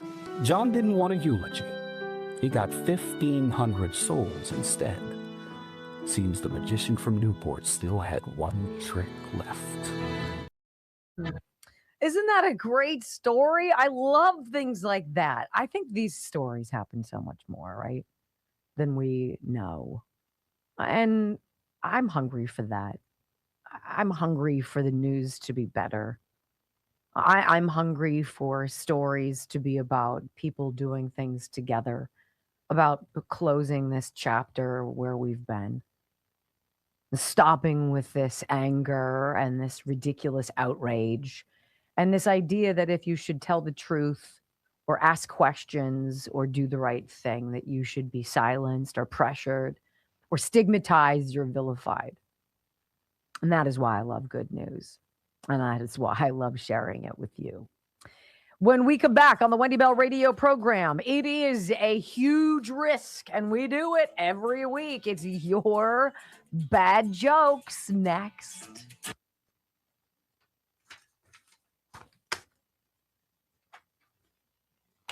That's a cute story.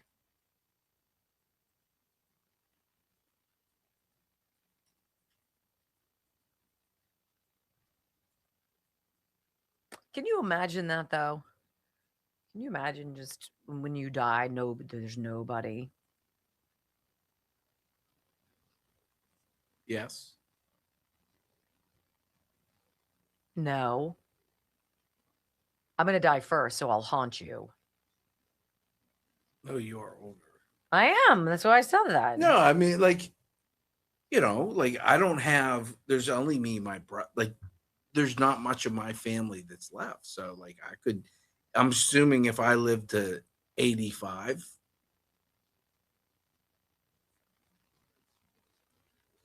and most of my friends are older.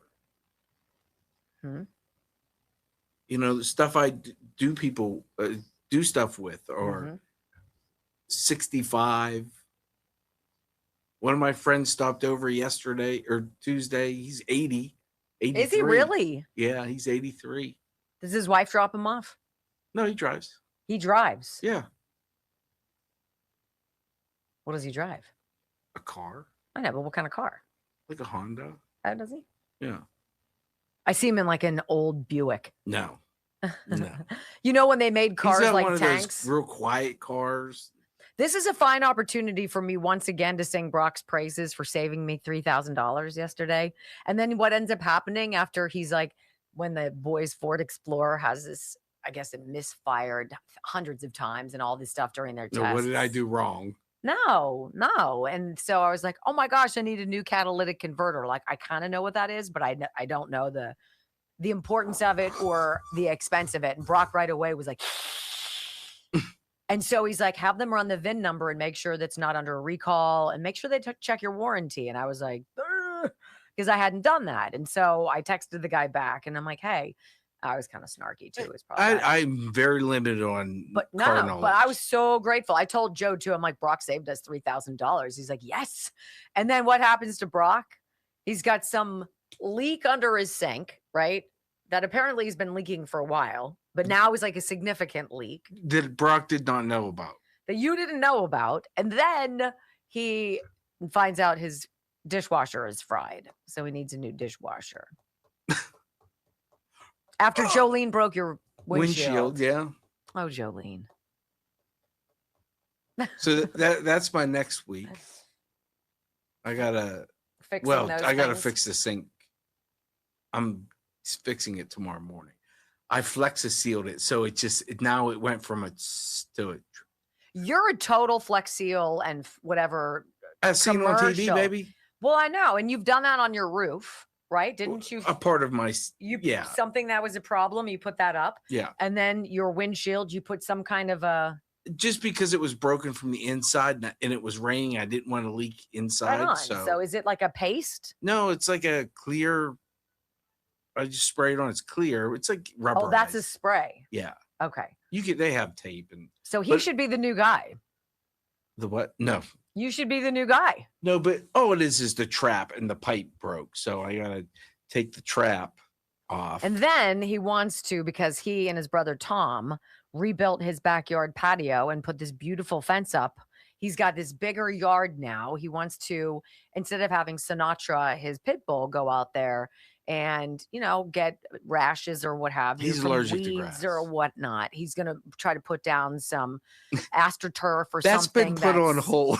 It's really expensive. Anybody knows a deal on AstroTurf or would like to contribute that to Brock's house core fund?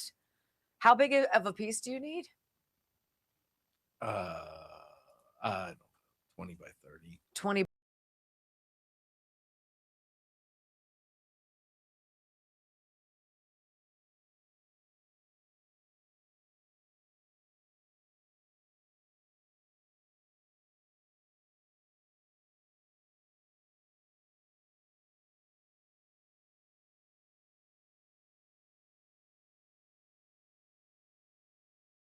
Video program, the last segment of the week. I know you're so upset. So am I. So let's get to it. Ladies and gentlemen, I just flew in from New York and boy, my arm's tired. I'm joking, of course. Anywho, welcome to the Comedy Club. Don't you give it up to Wendy and Brock for Bad Joke Friday.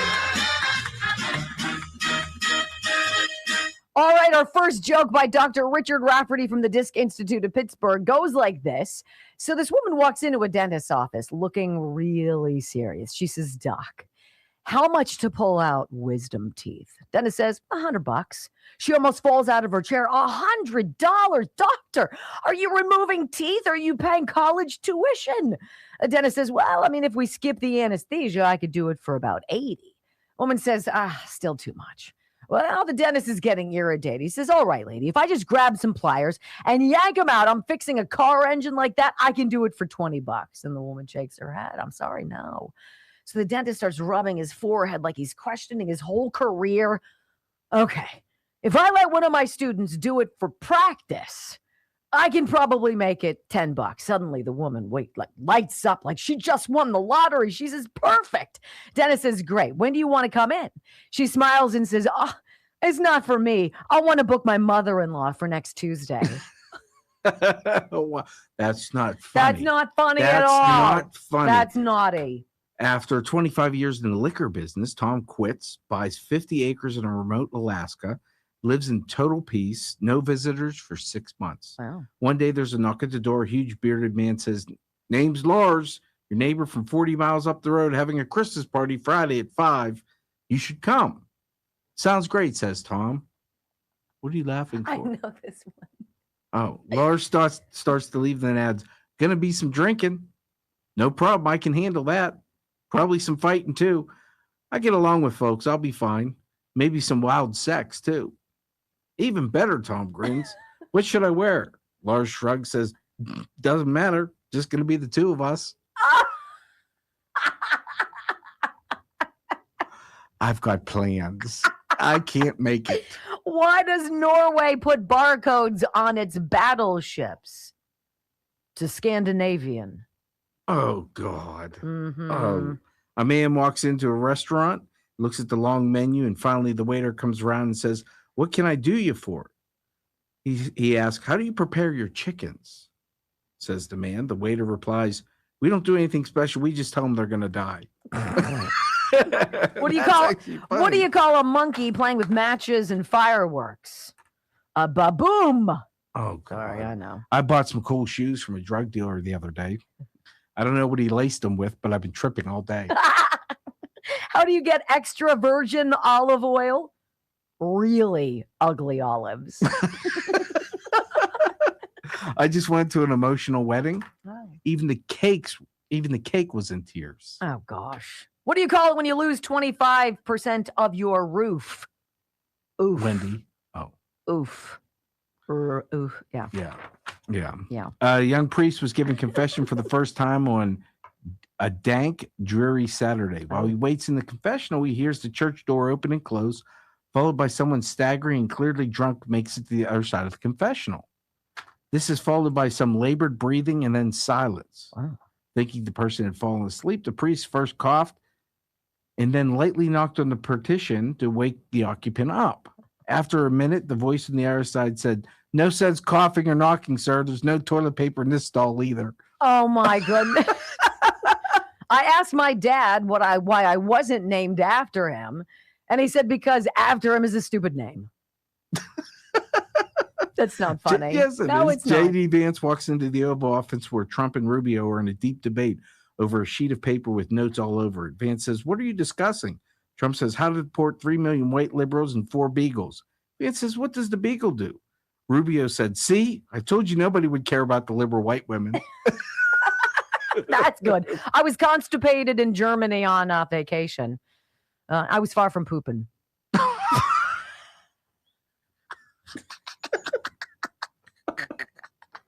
What do you call paternity testing facility in Indiana? What?